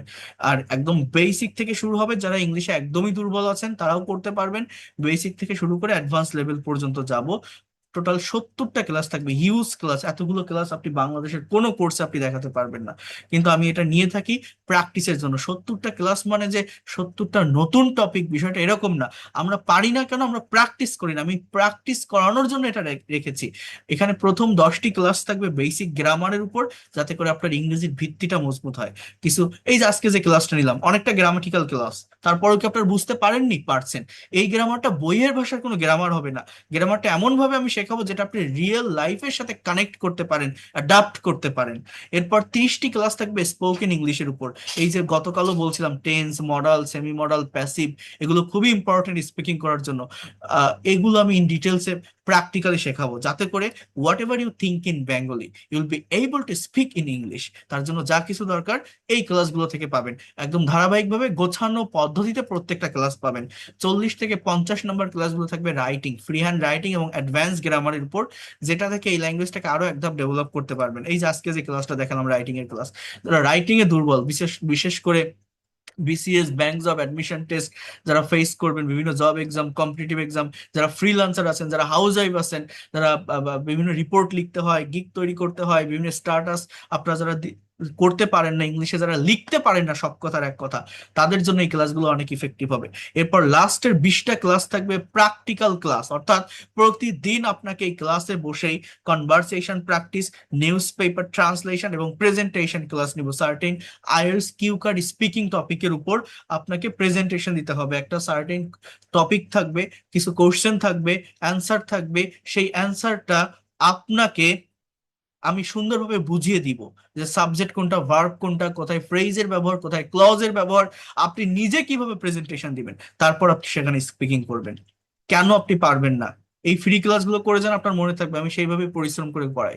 আর পেইড কোর্স এর থেকে ইফেক্টিভ ওয়েতে আপনি শিখতে পারবেন। তাহলে আমি কি বললাম, ফার্স্টে 10টি ক্লাস থাকবে বেসিক গ্রামারের উপর, 30টি ক্লাস থাকবে স্পোকেনের উপর, 10টি ক্লাস থাকবে রাইটিং এর উপর, 20টি ক্লাস থাকবে কনভারসেশন, ট্রান্সলেশন এবং প্রেজেন্টেশনের উপর উইদিন ভেরি শর্ট টাইম। আর এর ভিতর থেকে 7টি ক্লাস আছে আইপিএ, ইন্টারন্যাশনাল ফনেটিক্স অ্যালফাবেট, প্রোনাউন্সিয়েশনের উপর।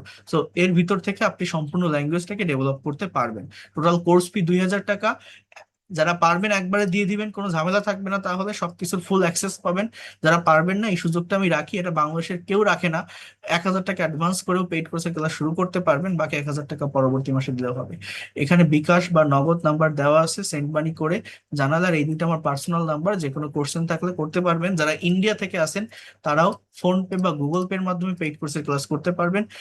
01997356957, 01938689196। যারা ল্যাঙ্গুয়েজটা প্রফেশনালি শিখতে চান তারা যোগাযোগ করবেন। ইভেন অন টু ওয়ান ক্লাসও থাকে, আমাদের পার্সোনাল কোর্সও আমি নিয়ে থাকি একদম অন টু ওয়ান, যারা বাইরের কান্ট্রি গুলোতে থাকে। সো আর আর নতুন যে ব্যাচ, আমি আবারও বলছি, 7 তারিখ থেকে শুরু হবে। ধারাবাহিকভাবে করতে পারবেন, ডেভেলপ করতে পারবেন, একদমই পার্সোনাল ব্যাচ।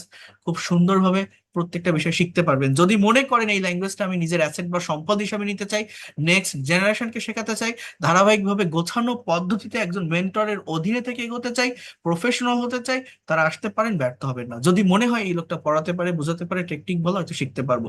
যদি বিশ্বাস থাকে, যদি কনফিডেন্ট থাকে, you can come. I will take your full responsibility. Inshallah, you will be expert and fluent in English within very short time. বিভিন্ন জায়গা থেকে ইংরেজি শিখতে থাকলে আপনি নিজেকে প্রশ্ন করে দেখেন, আপনার দিন, মাস, বছর যেতে থাকবে, আপনাকেও শিখে যেতে হবে। ওই শেখাটা কোনোদিন শেষ নামাতে পারবেন না। নিজের ভিতরে অ্যাকচুয়াল কনফিডেন্ট পাবেন না যে আমি পুরোপুরিভাবে ইংলিশ পারি। ইংলিশ ল্যাঙ্গুয়েজটা শিখতে গেলে ধারাবাহিকতা মেনটেন করতে হয়, বুঝতে হয় শুরুটা কোথায় হবে, শেষটা কোথায় হবে, কোন টপিকের পর কোন টপিক পড়বো, কোনটার সাথে কোনটা কানেক্টেড বা রিলেটেড। এছাড়া আমার লেখা একটা বই আছে, আপনি প্রত্যেকটা ক্লাস শেষে রেকর্ড পিডিএফ ফাইল পাবেন। কিন্তু যদি কেউ মনে করেন আমার একটা হার্ড কপি বই দরকার, তারা এটা নিতে পারেন। এটা complete course of English language, এখানে grammar, pronunciation, spoken, writing, vocabulary সবকিছুই আছে। আমার নিজের লেখা বই, আপনারা আমার ক্লাস করছেন, আমার ওয়েবসাইট থেকে এটা অর্ডার করতে পারবেন। বাংলাদেশের যে কোনো প্রান্ত থেকে বই হাতে পেয়ে টাকা পরিশোধ করতে পারবেন। আমি যা যা লেকচার দিচ্ছি, যা যা পড়াচ্ছি, এই যে আজকে যা দেখালাম, অনেকে বলে কি আপনার বইয়ের কিছু পৃষ্ঠা দেখতে চাই, এই পৃষ্ঠা এইটাই। যদি আপনি আমার ক্লাস করে থাকেন, এই যা যা পড়ালাম, যা যা দেখালাম, যা লেকচার দিলাম, এই সবই আমার বইতে আছে। ঠিক আছে? সো যদি কেউ মনে করেন যে আমি আমার একটা হার্ড কপি বই দরকার, আপনারা এটা নিতে পারেন। এটার প্রাইস একটু বেশি, 500 টাকা, ডেলিভারি চার্জ 120 টাকা, কারণ এটা অনেক বড় একটা বই, প্রিমিয়াম কোয়ালিটি একটা বই, এর ভিতরে আমি সবকিছু রাখছি। তো ডেলিভারি চার্জ 120 টাকা, সারা বাংলাদেশে টোটাল 620 টাকা দিয়ে বই হাতে পেয়ে টাকা পরিশোধ করতে পারবেন ডেলিভারি ম্যানকে। আমাদের ওয়েবসাইট থেকে অর্ডার করতে পারবেন, অথবা আমার নাম্বারে নাম ঠিকানা দিয়ে, এটা ফ্রি ক্লাস করেন বা পেইড কোর্স করেন, যে কেউ এটা অর্ডার করতে পারবেন। বা পেইড কোর্সে আসলে যে এটা ফ্রি দেওয়া হবে বা এটা বাধ্যতামূলক ভাবে কিনতে হবে এমনটাও না, কিন্তু আমি আবারও বলছি যে পেইড কোর্সে আসলে বই ফ্রি দিব বা বই আপনাকে বাধ্যতামূলক কিনতে হবে, এটা এমনটা না। এটা আপনার বিষয়, আপনি চাইলে কিনতে পারেন, না চাইলে না কিনবেন। এটা এই বইয়ের লভ্যাংশটাকে একটা সোশ্যাল অর্গানাইজেশন আমি প্রোভাইড করে থাকি। এই দেখেন সোনামুখ, এটা বাংলাদেশের খুলনাতে অবস্থিত। সো এখানে দারিদ্র ছেলে মেয়েদের শিক্ষার কল্যাণে এটা ব্যয় করে থাকি। বাংলাদেশ পুলিশের একজন সাবেক সিনিয়র অফিসার এই সংগঠনটার অর্গানাইজার, তিনি এটা প্রতিষ্ঠা করেছিলেন। তো সেখানে আমি একবার ইংলিশ অলিম্পিয়াডে ক্লাস নিতে গিয়ে তাদের যে ভালোবাসা, সেটাতে মুগ্ধ হয়ে, আমি মেইন ইনস্ট্রাক্টর ছিলাম তাদের ইংলিশ অলিম্পিয়াডের। সো সেই তাদের সম্মান প্রদর্শন করার জন্য আমি তাদের নামে এই বইটা উৎসর্গ করছিলাম। তো যাই হোক, এই বইটা বিশ্বের প্রায় 39টা দেশে চলে গেছে। আমার কাছে যারা পড়ে, যারা শেখে, তারা জানে আমি কিভাবে পড়াই, কিভাবে শেখাই, কিভাবে দেখাই, তারা এমনিতেই আসে। আপনারা ফ্রি ক্লাসগুলো করছেন, করতে থাকেন। আগামীকালও সেম টাইমে থার্ড ফ্রি লাইভ ক্লাসে জয়েন করবেন। আজকের ক্লাসটা গ্রামার বা রাইটিং রিলেটেড ছিল, নেক্সট ক্লাস স্পিকিং রিলেটেড থাকবে। তো করেন, আপনি বুঝতে পারবেন কতটা ডেভেলপমেন্ট আপনি পাচ্ছেন। আর পেইড কোর্সের সিট খুব বেশি না, 7 তারিখ থেকে ক্লাস শুরু হয়ে যাবে। ঈদের সময় ঈদের ছুটি থাকবে 3 দিন বা 4 দিন, এটা নিয়ে ভাবার কিছু নেই। বাট একটা ভাষা যখন আপনি শিখবেন, ভাষা শিখতে গেলে রেগুলার প্র্যাকটিসের মধ্যে থাকতে হয়। এই প্র্যাকটিসটা যাতে আপনার থাকে, আপনার যদি মনে হয় আমি দ্রুত ল্যাঙ্গুয়েজ ডেভেলপ করতে চাই, এই ব্যাচে ভর্তি হতে পারেন। একদম শুরু থেকে ধারাবাহিকভাবে সবকিছু নিতে পারবেন বা শিখতে পারবেন। এতটুকু বলতে পারি। আপনি এই নাম্বারে সেন্ড মানি করে জানালে আমি আপনাকে একটা আইডি কার্ডও দিব, আপনার একটা আইডেন্টিটি থাকবে, আপনি আমার ব্যাচের স্টুডেন্ট, অর্থাৎ আপনি অনলাইনে ক্লাস করছেন। একদম ফর্মাল প্রসেসে সবকিছু হবে। যদি আপনার হোয়াটসঅ্যাপ নাম্বারটা ডিলিট হয়ে যায় বা ইনকেস কোনো প্রবলেম হয়, এটা দেখালে আপনাকে আমি যে কোনো ব্যাচে, নতুন ব্যাচে আমি আবার অ্যাড করে নিতে পারবো। তো যাই হোক, এটা নিয়ে টেনশনের কোনো কিছুই নাই। আমি এতদিন ধরে 2020 সালের শেষের দিকে করোনা প্যান্ডেমিকের শুরু থেকে এই ব্যাচগুলো পরিচালনা করে আসছি। এটা আমার 79তম ব্যাচ আমি সফলতার সাথে পরিচালনা করতেছি। নতুন যে ব্যাচ, এটা 80তম ব্যাচ হবে। তো কিভাবে পড়াতে হয়, কিভাবে শেখাতে হয়, সেটা আমি আমি জানি। আপনারা আমার লেকচার যারা দেখছেন, যারা শুনছেন, আমি রংচটা কোনো বিজ্ঞাপন দেখাই ভর্তি করাই না। আমি আগে পড়াই, ক্লাস নেই, দেখাই, শেখাই। যদি তার ভালো লাগে সে আসে, না হলে না। এটা সো ভালো লাগলে আসবেন, না হলে না, সহজ কথা। সো আগামীকালও থার্ড ফ্রি ক্লাস আছে, জয়েন করবেন। আর যারা ভর্তি হতে চান, হতে পারবেন। আর কোনো প্রশ্ন থাকলে হোয়াটসঅ্যাপে নক দিন। That's all for today. Thank you. Allah হাফেজ, and see you in the next class.